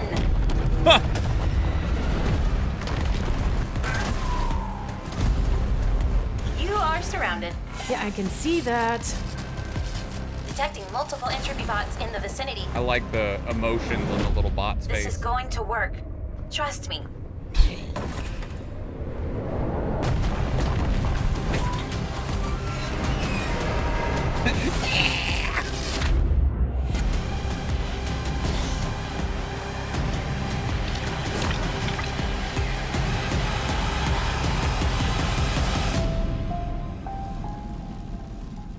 Yeah, that looks excellent. That looks excellent. That looks like a ton of fun. Like, I can't imagine it's a super long game. Portal wasn't very long, and I realized that it's not Portal, but you can only do so much when it comes to these types of puzzles. One of the things that made Portal 2 different from Portal was the addition of a second player, a second robot, a second set of portals that could be made and stuff like that. And so with this game, you know, it's definitely not Portal in that you're not using portals. It's all about rewinding and allowing time to go forward to solve puzzles, to create a bridge that was destroyed, to move a block in the way that you want it to move, and then rewind it through that trail so that it can go in those places when you needed to go in those places. It's neat. I like it a lot. Like you said, Athena, this game looks like a treat, and I think that they've captured a really decent amount of personality in terms of one of the things that Portal is also remembered by is GLaDOS or Wheatley in Portal 2, and these antagonistic robots that are constantly berating you throughout the entirety of your playthrough. And in this case with Astra or the P-Gun, why would you name it that? You have the opposite of that, in that you have a very cute, encouraging robot at your side. And instead of just trying to survive yourself, you are trying to reach a larger goal of saving Earth. And I like that a lot. It definitely adds a larger scale while still trying to keep it at home in terms of that you're still alone. You're still only accompanied by this AI companion. I like it. It's really cute. It looks like it's got a good presentation. Obviously, with the type of world design, there is a lot of ability to make it look really good without needing to really push the graphical engine. You don't ever see a humanoid character. The most that we see is our character's hands. And beyond that, everything is these smooth surfaces of a space station, which allows them to actually make a really, really good game in terms of visual quality and visual fidelity without really having to push the envelope of, like, soft, like flat surfaces are really, especially like metals and stone, are really easy to make look really good without needing to really push your hardware budget. So yeah, that's the Entropy Center. That looks great.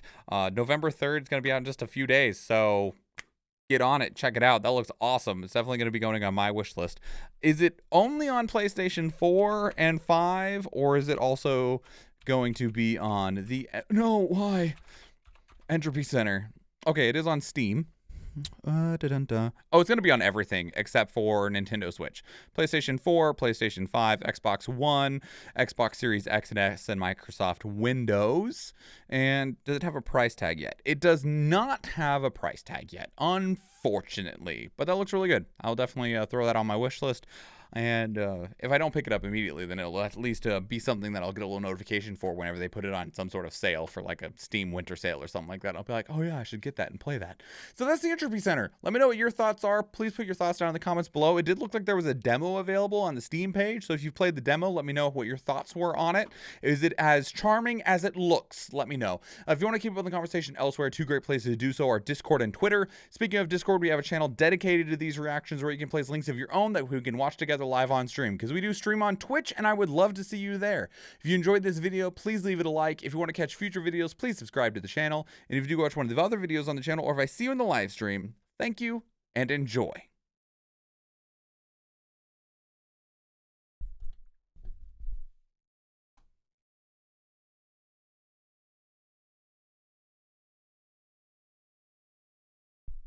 I forgot to change hats.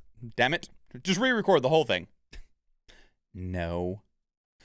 Okay, those are done. We're not going to do that last one because I don't have a day that it goes on, and admittedly, I'd thrown it on there just to have 7, so.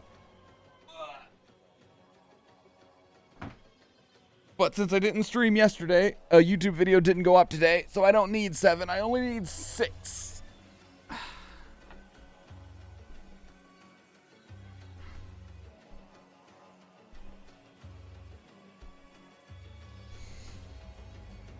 Oh.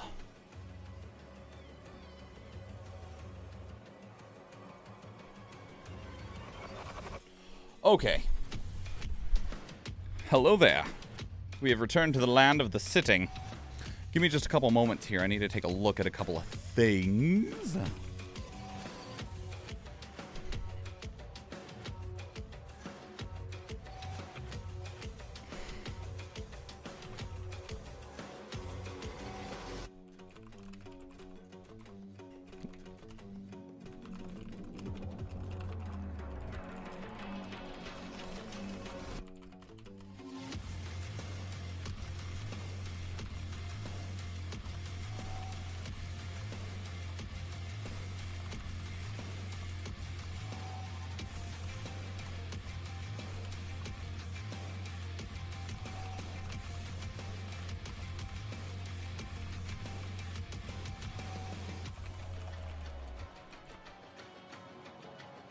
Okay.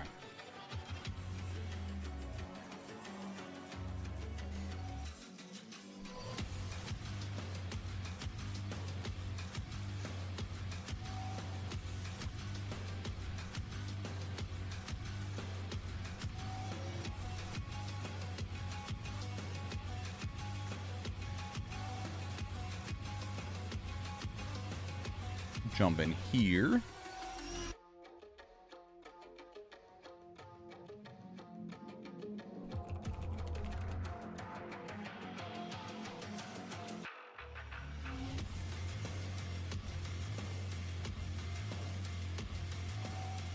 Okay.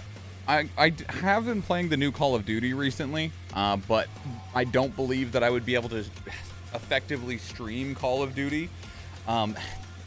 One of the things that I've been thinking of recently is changing around this setup a little bit. One of the things that I've been wanting is a fourth monitor, just because of the number of things that we keep open. But one of the other things that we're running into is that, like, oh, hang on.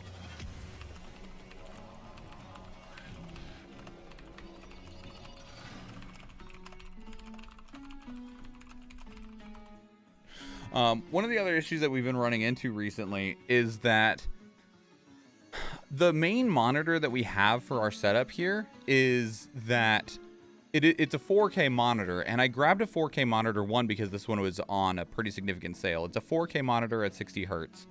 And with that, it does mean that the main screen always wants to be in 4K.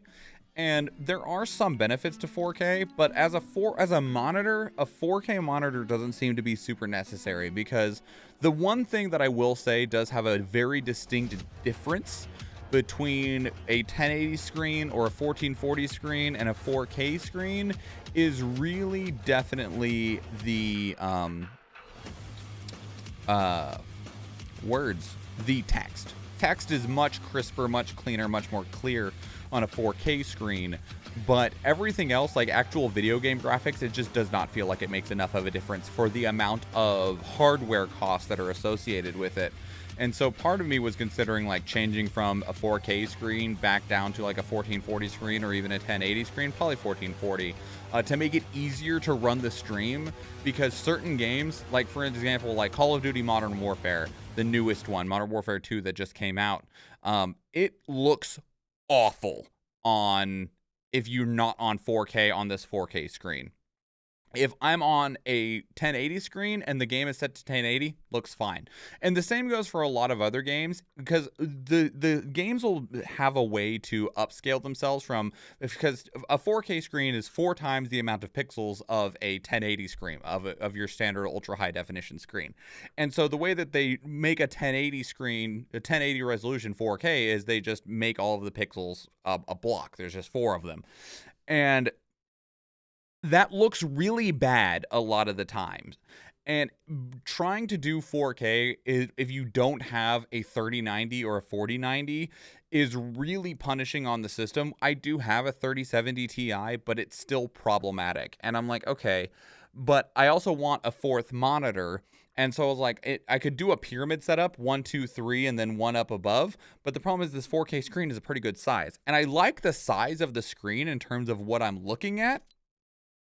But yeah, sure.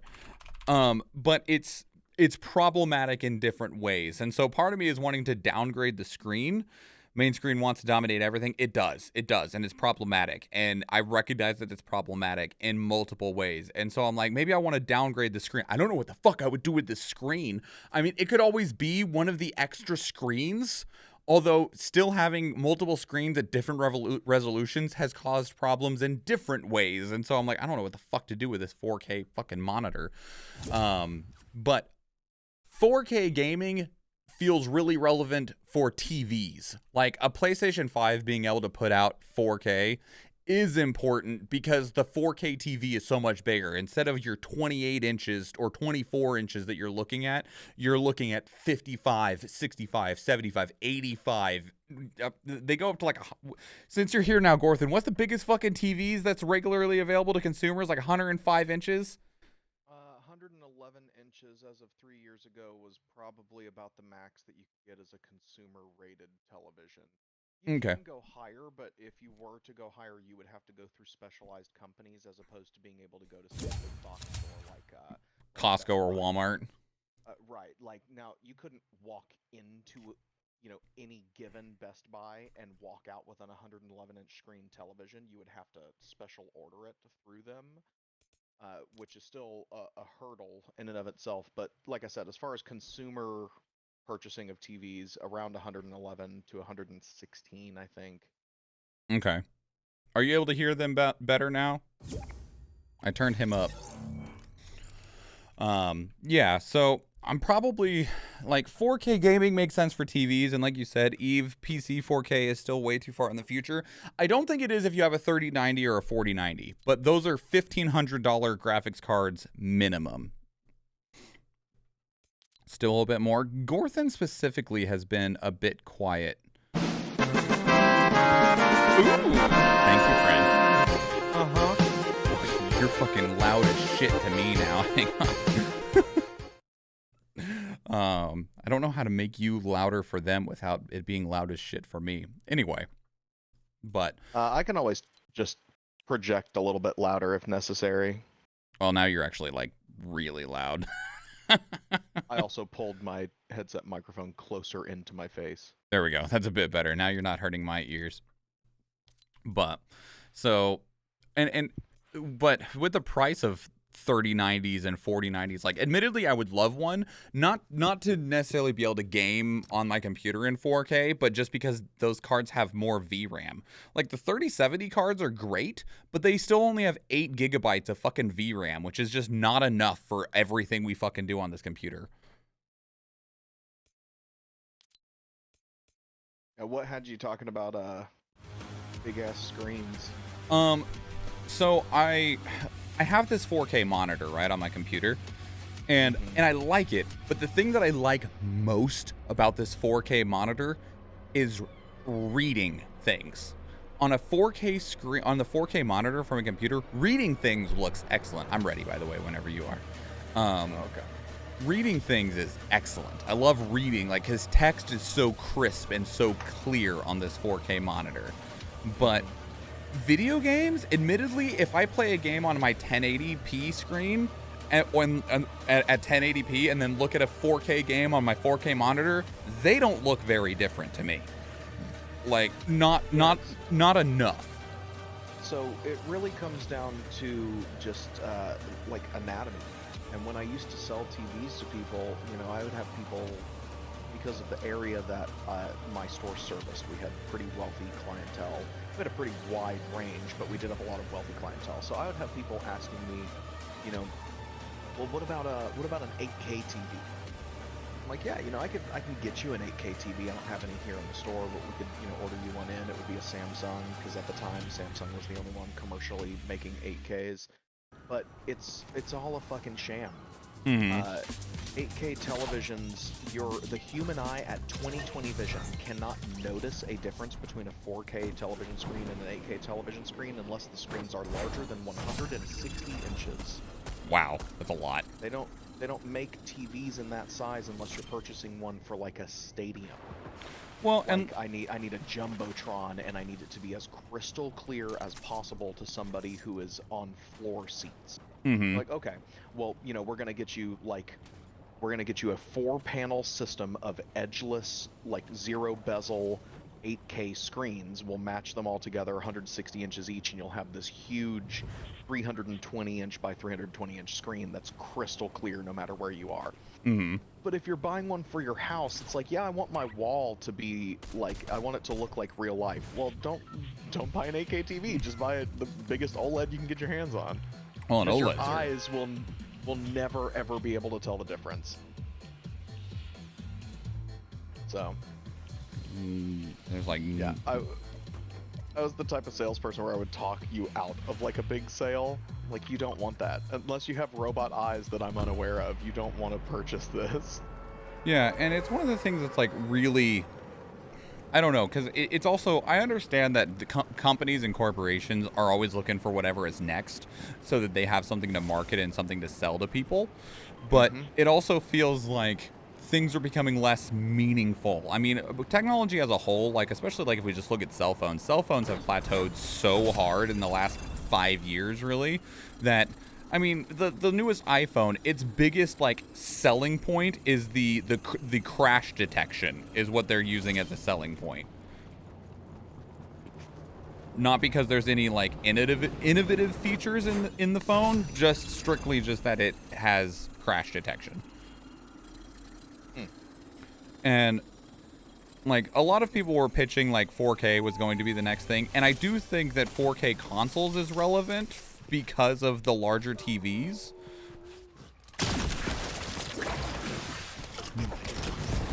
Yeah, I mean 4K makes sense to me as somebody who, you know, like sold televisions and had to learn about them and understand, you know, the way that they work, blah blah blah, all that bullshit. 4K makes sense. 8K does not make sense to me. Let me know if you find a Chrome slash, by the way. Yeah. But well, and like 8K makes sense for cameras in my opinion, because an 8K camera you can cut in on an 8K when you're editing, and you can cut down to 4K without any loss of actual fidelity in what you're doing.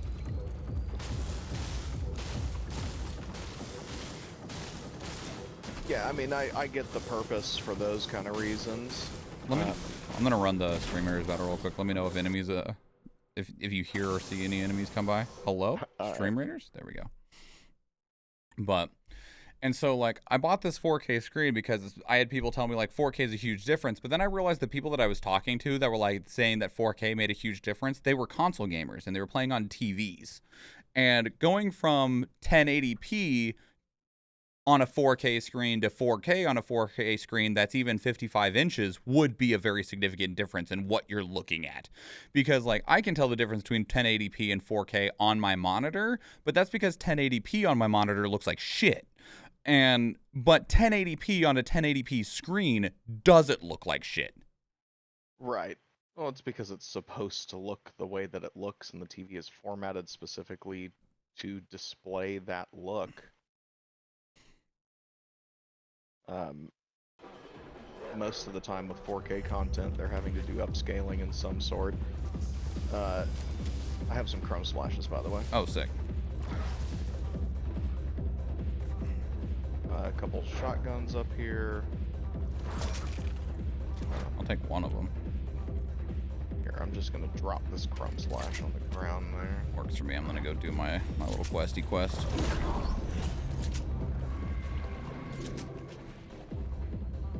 I need to chrome myself and dance over here, I think is what they want. Dance while chromed at Grim Gables, the Noe Cabin, or Willow's Haunt. Okay, so I actually need to dance up there, so I'll wait to do this because that's a little bit farther than I thought.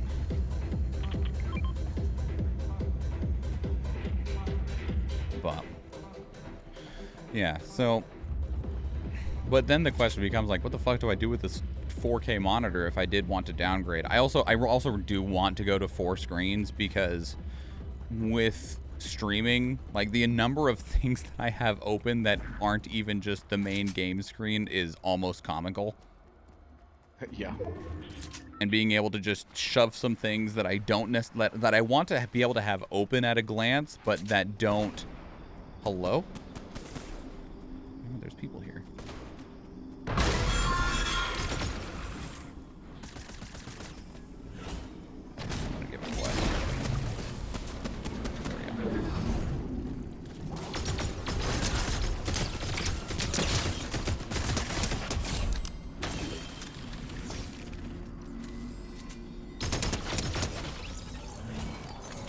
Punkaboo launcher. Ooh, up top.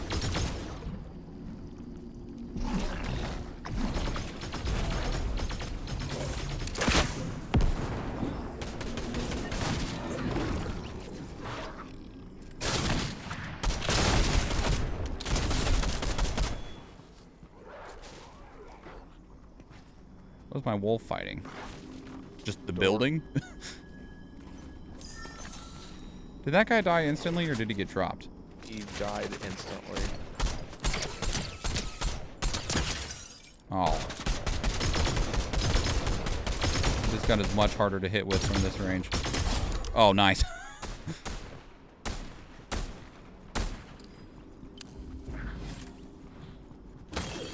No, they did not drop instantly right in front of you.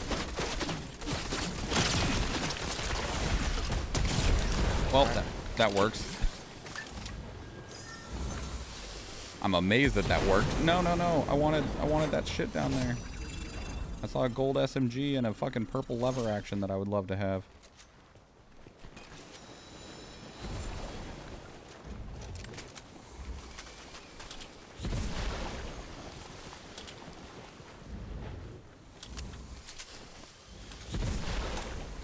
I don't terribly want this Evochrome burst rifle, but I guess I can take the green hammer instead for now. Not ideal, but okay. We should move in. What other quest do I have?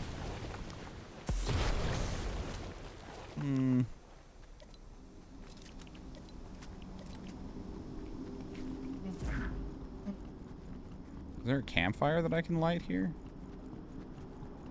I don't know. There is a tool shed.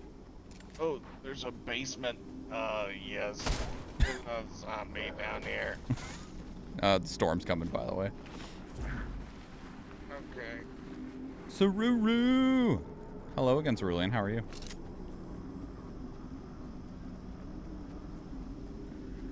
Also, I was looking for monitor stands earlier. Do you know how hard it is to find a four monitor stand that isn't in a square, that's in a pyramid shape, essentially?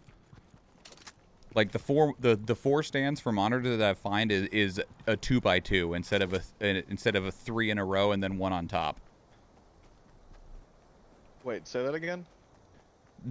I was looking for stands for monitors, like a mount. Yeah. But for 4 screens instead of the 3 that I have. And almost all of the ones that I find is a 2x2 layout, where it's 2 up, 2 down, 2 across, right? Okay. And what I want is 3 across and 1 on top in like a pyramid shape, and that is hard to find. I'm gonna go up here to this vault. Yeah, it might be best to kind of like do it yourself. What I'd probably recommend is getting one of those like articulating arms for a single screen, and then do a side by side and put the articulating arm over top. Yeah, that makes sense. Or if you're going to have your desk in a particular space that you know you're not going to move it from, put a wall mount on your wall. Problem with the top middle monitor. The problem with wall mounts, 'cause like I've thought about that before. The problem with that is that I have a sit stand desk, so the desk moves. Yeah. I like that I got 2 keys out of the chests in the vault. That's excellent.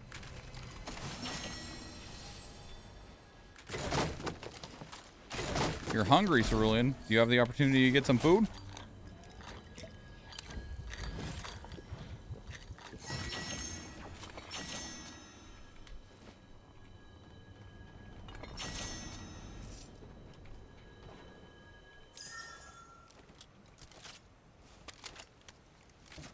I mean, I don't want this Ranger shotgun, but I want the med mist. Take this lever action.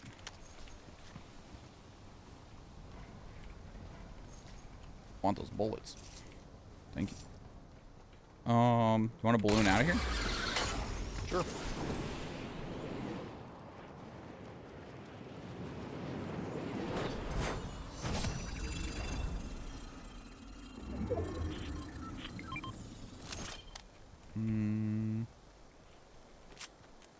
I'll take a gold Ranger. I'd rather the hammer, but get the upgrades where we can. You want a purple hammer? Let me open this chest and see what I get. Oh, that's a just green hammer. Yeah, I'll take a purple hammer. There you go. I'm out of keys. I have 1 key. If you want a purple leveler action, there's one over. Oh, that's not what I wanted. What is this?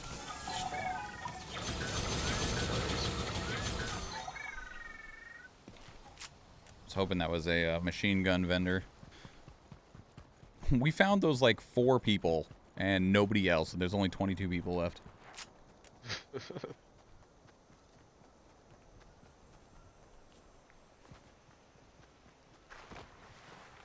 They're all at one of the raids just dancing.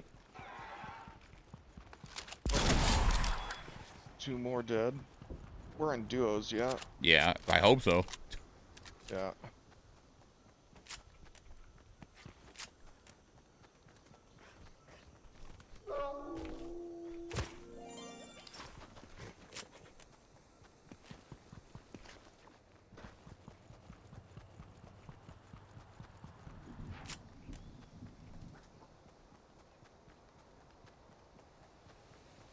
It's very calm.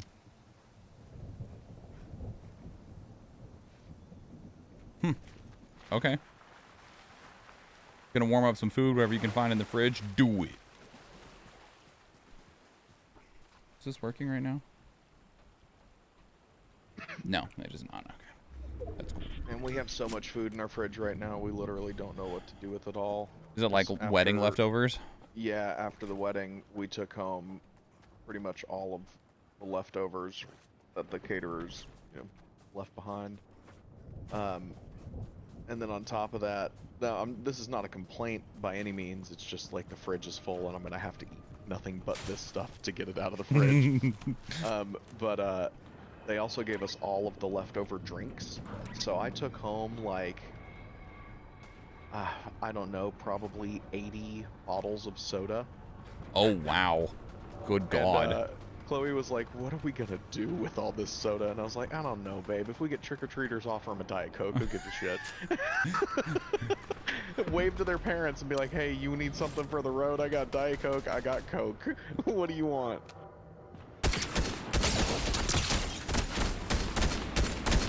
God damn it. God damn, I suck. I was thinking the same thing. I was like, I hit him like 4 times, but couldn't actually finish him. There's a guy that he was fighting up here. Yeah.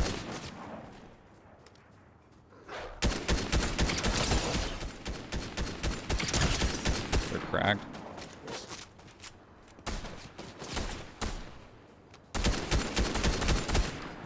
Got him. Got another key here, so I have 2 of them now. If we want to hit a vault at any point. I hear another one somewhere. I see it. It's inside this wall.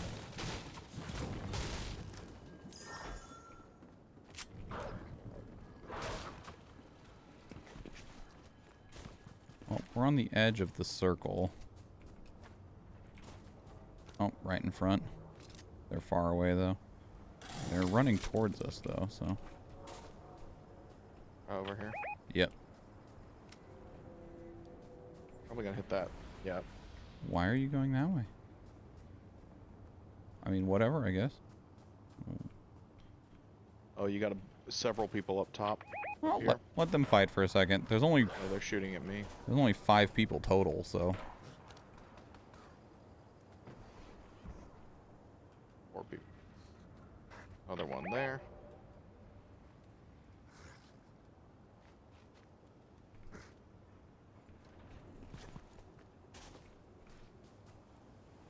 And we'll just wait for a moment and see what the see how their fight goes, and one of them should win, and then about that time the storm should be getting ready to close again, and if we're lucky it'll push them off of there. And then we can give them our bullets. Yes, put the bullets into them. I have a gift for you. The parents might want it. That's a good point, Athena. You could always leave something for the postal service too. I wonder if they're still allowed to do that. Where are you going, my dude? One guy ran off. Another dude's still up there. Guy over here. Here, let's go this way. Move to the new circle.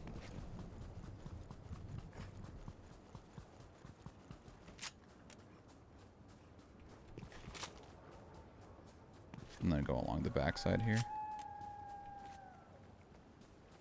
I think that was him howling, trying to see us.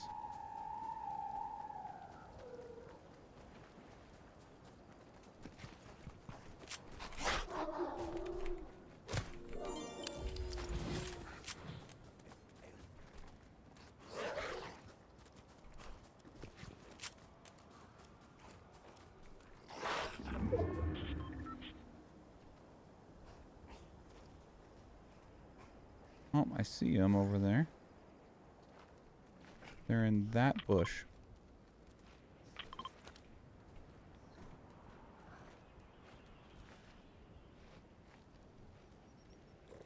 Wolfie, move.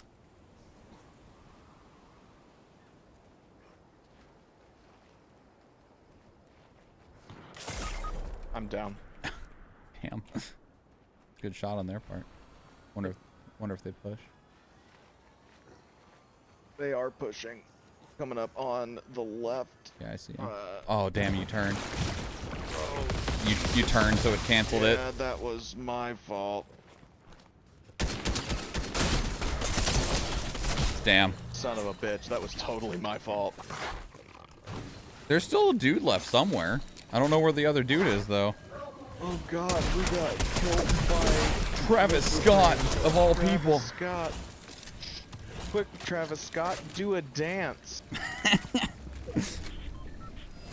I mean, most people would probably be pretty stoked for a caffeinated beverage while trick-or-treating. You're right. You could also just be the coolest house ever. Dude, last year I went to this house. They gave out full-size sodas. Who gives a shit about fun-size Milky Ways when they're handing out Coca-Cola? It's weird because people just walk by our house. Chloe said that earlier when kids, because it started raining just a little bit ago, but when kids were out earlier, our house got skipped like 6 times, where they went to both of our neighbors and just walked around our front door, and I'm like, what's the deal, man? Last year we gave out full-size candy bars. The year before that, we just let kids take whatever they wanted out of the bucket. Yours is the drug house, and they know it. What? What? Athena just said that's how people get confused in Halloween. They gave people Coke? Oh my god. Damn right. Ice cold. Coke. Yeah.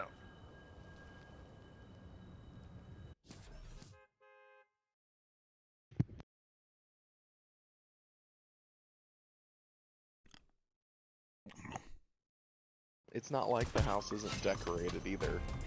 Like, we have a big inflatable pumpkin head Grim Reaper. There are like tombstones in the yard and like pumpkin lights outside. Like, why would you skip that house? The lights are on. I don't know. Your house scares me. Yeah, I wonder if it has something to do with who the tenants were before we moved in. It's because you're there. There's a big scare. The PB Poopa Man's in there. Like, that guy walks out and checks his mail in his underwear. That's not true. But they might make it.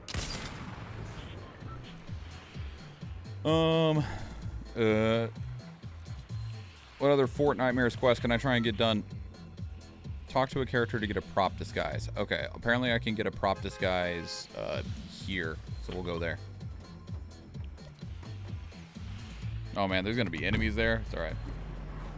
Athena, I would avoid him. There's no avoiding the PB Puma Man. Don't think it, don't say it. The PB Puma Man.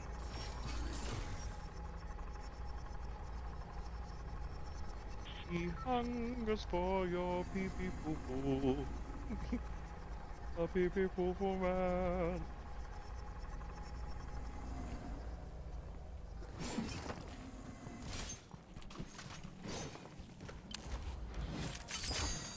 I'm a box. You can't fight with me. Metal Gear. Mm. Pretty dangerous. Be afraid of the box. They'll never know. Oh god, it's a box. Nuh-uh. There were enemies here. I don't know where they went, by the way. They landed with us and now they're just gone. Oh, I see one. Like, that guy oh! I don't want I'm fine.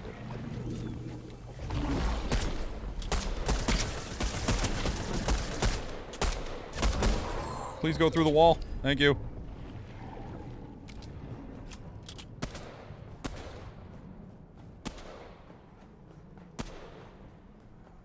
Is that you shooting or no? No. Cool. Guy right here. Ah! Ah! Ah! I'm fine.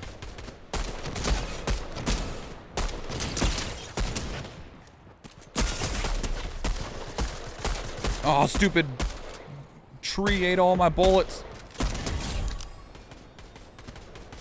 Hello there.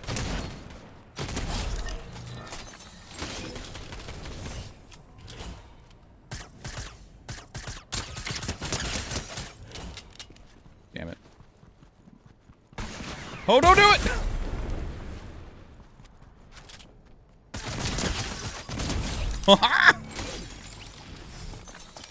I'm so hurt.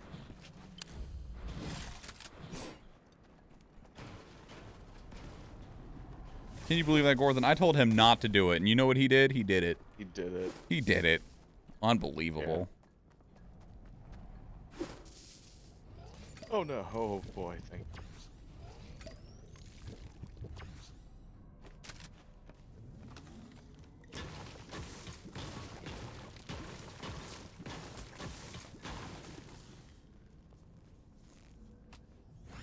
Hey, I feel better.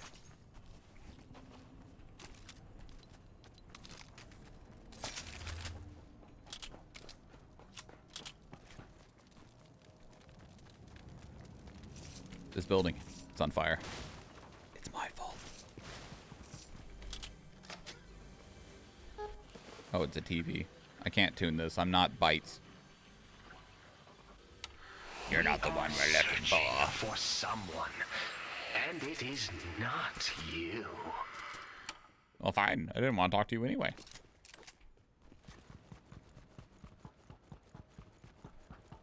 By the way, I saw like 3 people and I only killed 2, and the 2 I killed were not the 2 that I saw initially. Hello?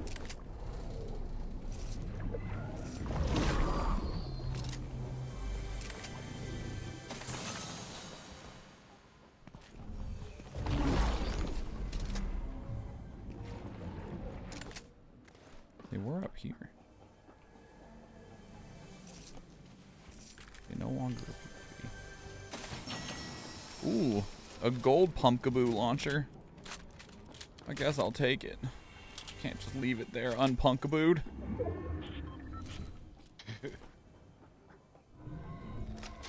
It might get lonely.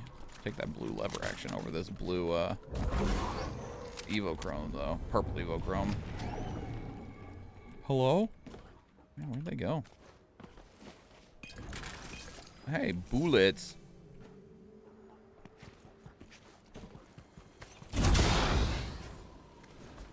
Dad? Yes. It is not. Oh, here we go.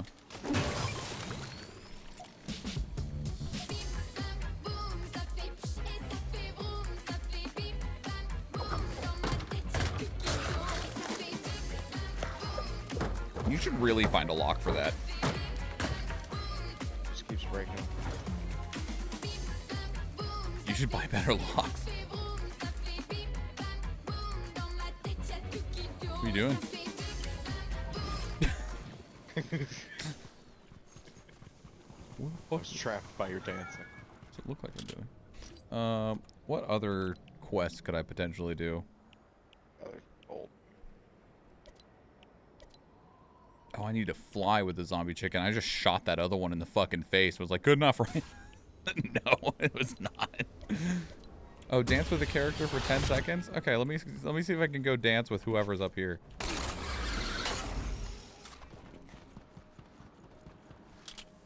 Beach bomber.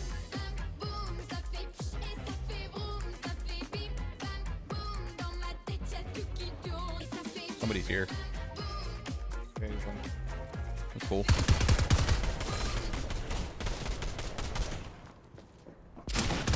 Hi.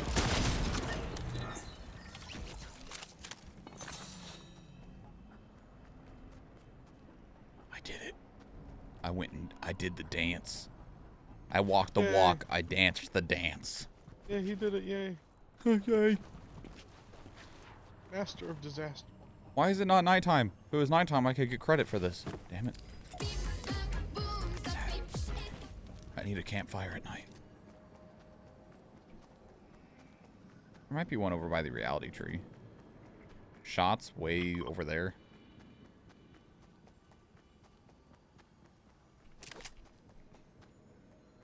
Where you want to go, friend? Man, I don't care. What is the one? What does the eyeball with the number 1 over my sprint meter mean? Somebody is spectating you. Ah. Somebody's watching you. It might even be the pee-pee poop man. No.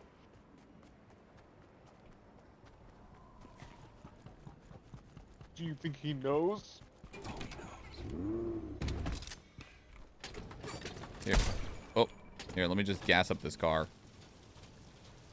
That's how that works. Yep. I mean, it's about as efficient as a fuel vehicle is.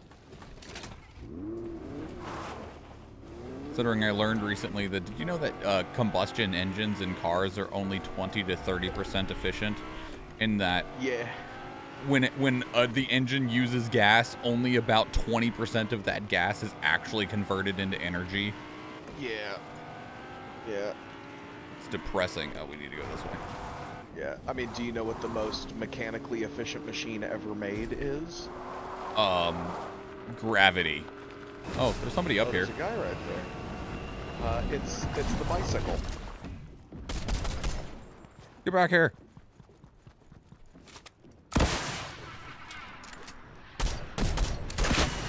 Wish I sucked a little less.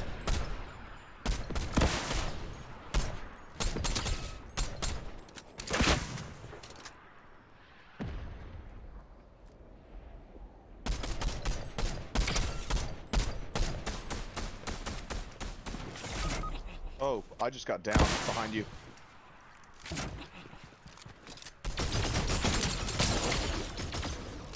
There's another on your left. Oh, there's, oh my god, there are more.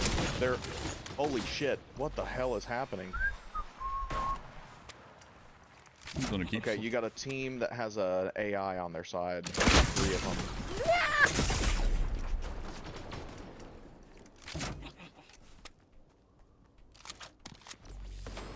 Yeah, I just got killed. Ow. Whoa. You shot me through the bush. Good job, you. Bush shot. Okay, I'm gonna return to lobby. Okay. Wow. The witch she just did me in. She said, "Happy Halloween."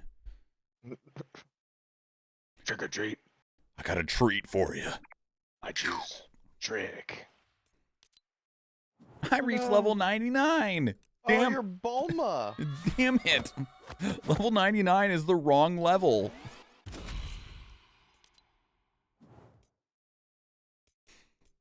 What does this animation look like with this skin? Also, I wanted to look at something in the item shop. I also have the battle to run in just a minute.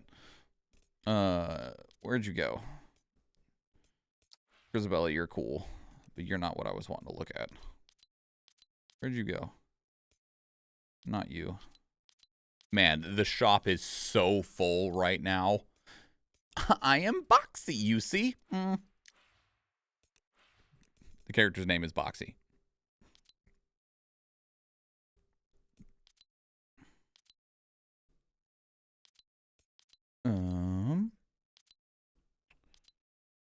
Where'd they... Abyss is cool. Jack Assassin. Pretty cool too. That Abyss is who I was trying to find. I was looking at them earlier when we queued in. Ew, the eyes just on a their... little bit above midway. The eyes on their body move. Oh, that's cool. That's creepy. What is the difference between these two? There's 2 styles. Oh, one's reactive and one isn't. Okay. Look at her weapon. In the bundle. The Abyssal Familiar harvesting tool. Ew. Grody. She's cool, though. there's eyeballs on the gun. I'm 200 V-Bucks short. Hold on just a second. Yeah, here we go. Yeah, there we go. Now you can't see my screen.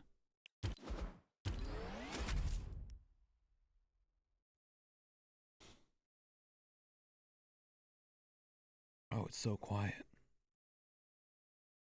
Quiet. No, not like this. Now it just looks like I'm talking to Zach.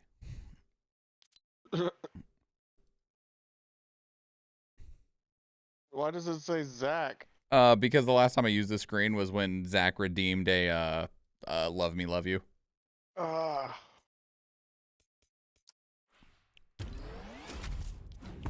There we go.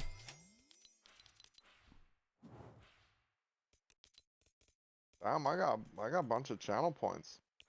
Oh, yeah, man, you got a bunch. Workout.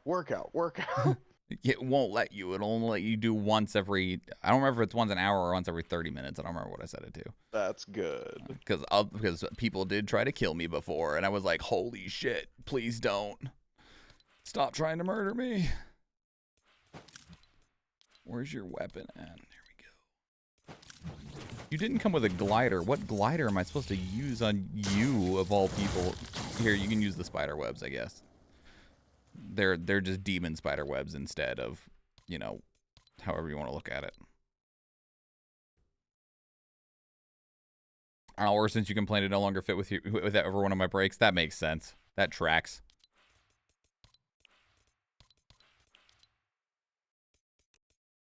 I need 38,000 more experience, and then I get Spider-Gwen. That needs to happen. Yeah, I'm pretty close to getting Spider-Gwen as well. I'm glad you're enjoying Modern Warfare, though. Yeah, I was just playing the campaign earlier. I quit out in the mission that I was playing. Have you played campaign? Not at all. I've heard it's really good, though. So far, I'm digging it. They do the kind of classic Modern Warfare stuff, the callback missions, where they have one mission where you play from the aerial support plane, like an AC-130 or something like that. And the one that I was on is I can't remember what they call it in this one, but it's the throwback to the Chernobyl mission where you're in the ghillie suit sneaking through, and it's like a sneaking sniper mission. It's really good.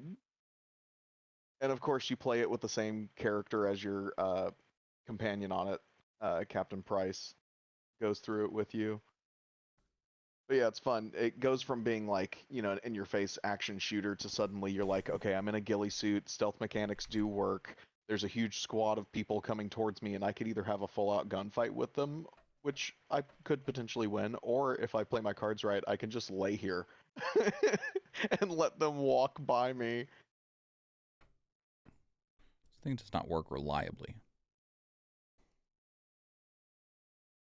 All right, and that's the boss battle, and that's actually where I'm going to stop the stream raiders. We'll play one more round of Fortnite before we raid out of here, but I will leave this for when we return to streaming tomorrow. We'll be playing some more Signalis tomorrow.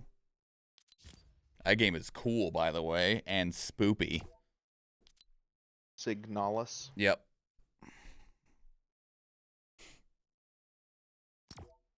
Single player? Yeah, it's definitely really inspired by old school Resident Evil. It's on Game Pass. I might check that out. It's really enjoyable. It's unsettling as hell. And it's got a really good art direction and aesthetic, in my opinion. I'll probably look it up once we get off of here. Yeah, we probably put like 3 or so hours into it on Thursday last week, and it was a good time. Yeah, my Game Pass file folder is like one of the only folders that didn't actually transfer when I swapped my hard drive over. So I need to go back through and get games that I want. I'm glowy.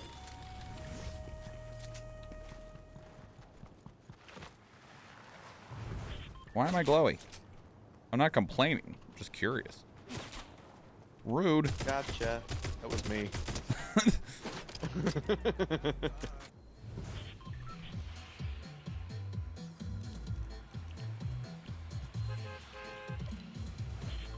I'm gonna go here and see if there's a campfire somewhere there that I can do whatever it is I need to do at. Because it says dance at a lit campfire at night, but it's never night in Fortnite. But the places where it is night is at the little, like, haunted areas. Right. I'm gonna go see if there's a campfire somewhere over there.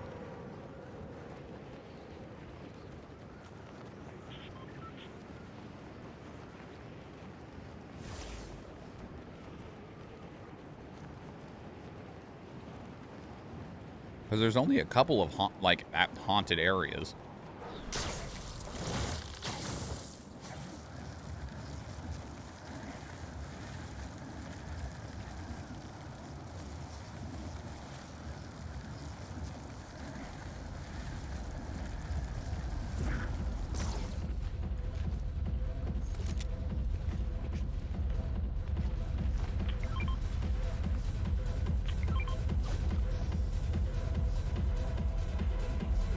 Going under the waterfall first. There are several chests there.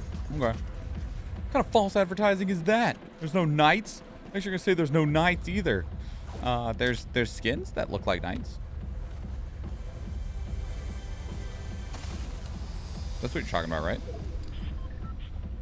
It's always about the skins. Weird, there are like no chests under here this time. Oh.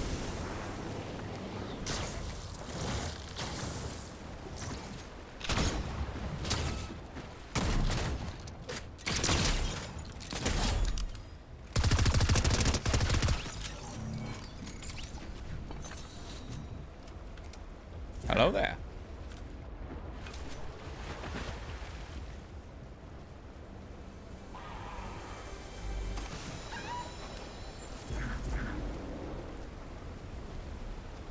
I think someone just landed next to you. Yep. No, you killed my zombie chicken. I'm sorry, it just walked in front of my shotgun when I was trying to kill that guy. A likely excuse. That's what I'd say too if I was trying to kill someone's zombie chicken. Someone shot at me and I don't appreciate that. I don't know where they are. They're still shooting at me. They're under this mushroom right here. Oh. Nope, they're over there. Oh, I see him. He's over there. Rude. Here, you wait a moment. I'm gonna drink my shield thing. He's dead. There's another one, by the way. I saw another guy over here. It's not his teammate at the least. Yeah, I know. I saw him instantly turn into loot. His loot is now my loot. Thank you for killing him, friend. Yeah. Where'd this other dude go? Oh, he's over here. Where are you hiding at, buddy?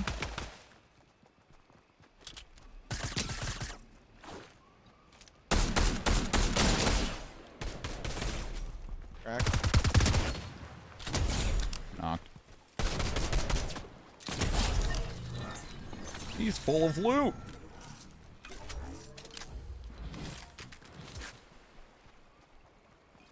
I did not find a campfire anywhere in there.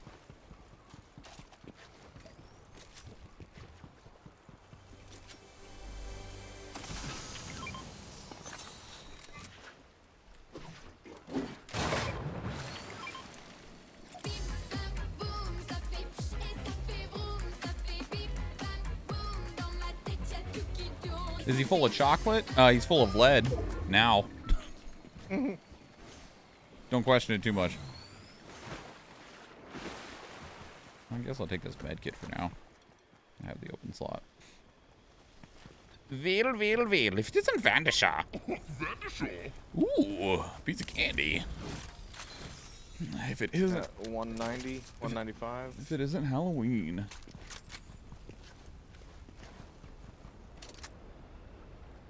Let me grab that DMR back.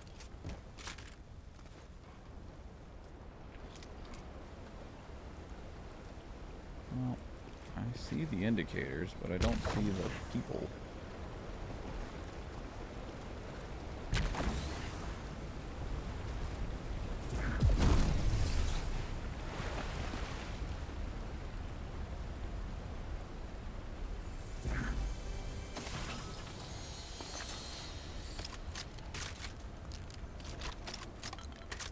Leave that there for just a second.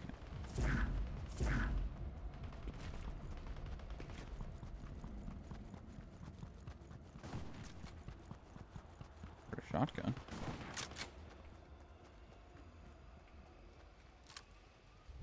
Here to the left.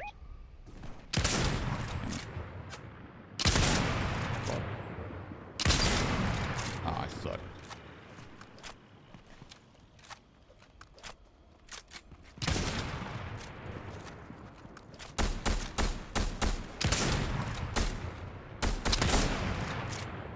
Interesting, he died, which means they aren't on the same team.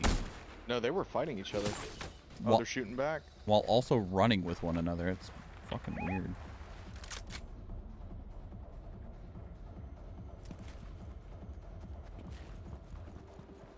Where'd they go? The storm's coming up behind you, by the way.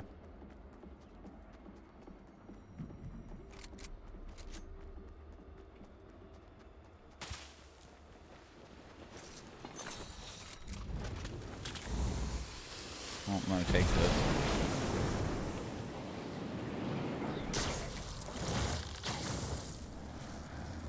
There you go.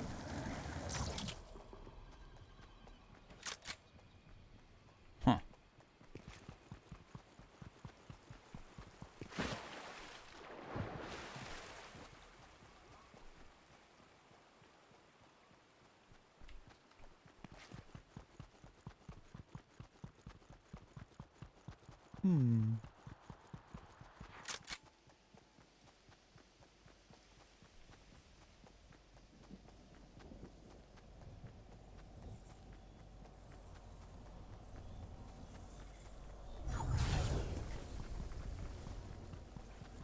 I didn't realize how far out we were. We're getting closer. I can actually see the edge of it now. Zombie chicken. Zombie chicken, come here. I need you. No, zombie chicken, stop it. Yes, fly with the zombie chicken. Just don't die yet, zombie chicken. I need you.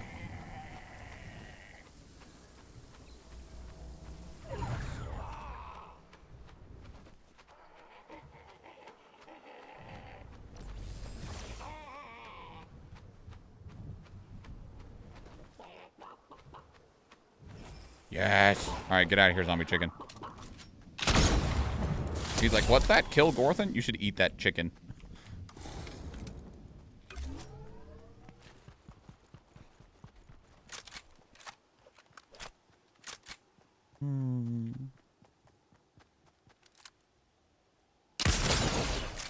Cracked?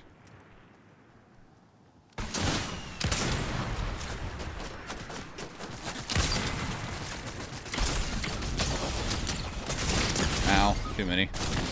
Too many bullets. I hit them both a lot, but I didn't hit either of them enough. Are they working together? No, that's an AI. That's an AI, yeah. They hired him. Alright, return to the lobby. Yeah. Thank you very much, friend. I appreciate your prompt joining of the games. Yeah, it's no problem. I have Yes. to play. Yes, we get sweaty and then wash ourselves off in the shield keg. Yeah, I advise that A good time. I throw cans of soda at you. Thank you. I appreciate the can. I don't think you actually threw any cans of soda. I All drank right. a strange blue potion, and then I began to trip balls. It was amazing. And then I danced with a werewolf in the pale moonlight. Oh, Lunar Droid is playing Signalis. I am going to go visit them playing Signalis. They also just started 30 minutes ago. All right. Hell yeah. Well, I'm gonna have drop. a good time, brother. I'm gonna drop out of here, friend. Thank you so much. Absolutely. Catch you later. Bye. Bye. All right. With that said, everybody, these are the socials. If you'd please follow me on the social medias, I would appreciate it. That's the Twitter and the Discord and the YouTube and the Vods channel that has all the previous Vods we've ever done. That is the raid message. We're going to go raid one Lunar Droid who is playing the beginning of Signalis. I'll be playing Signalis myself tomorrow.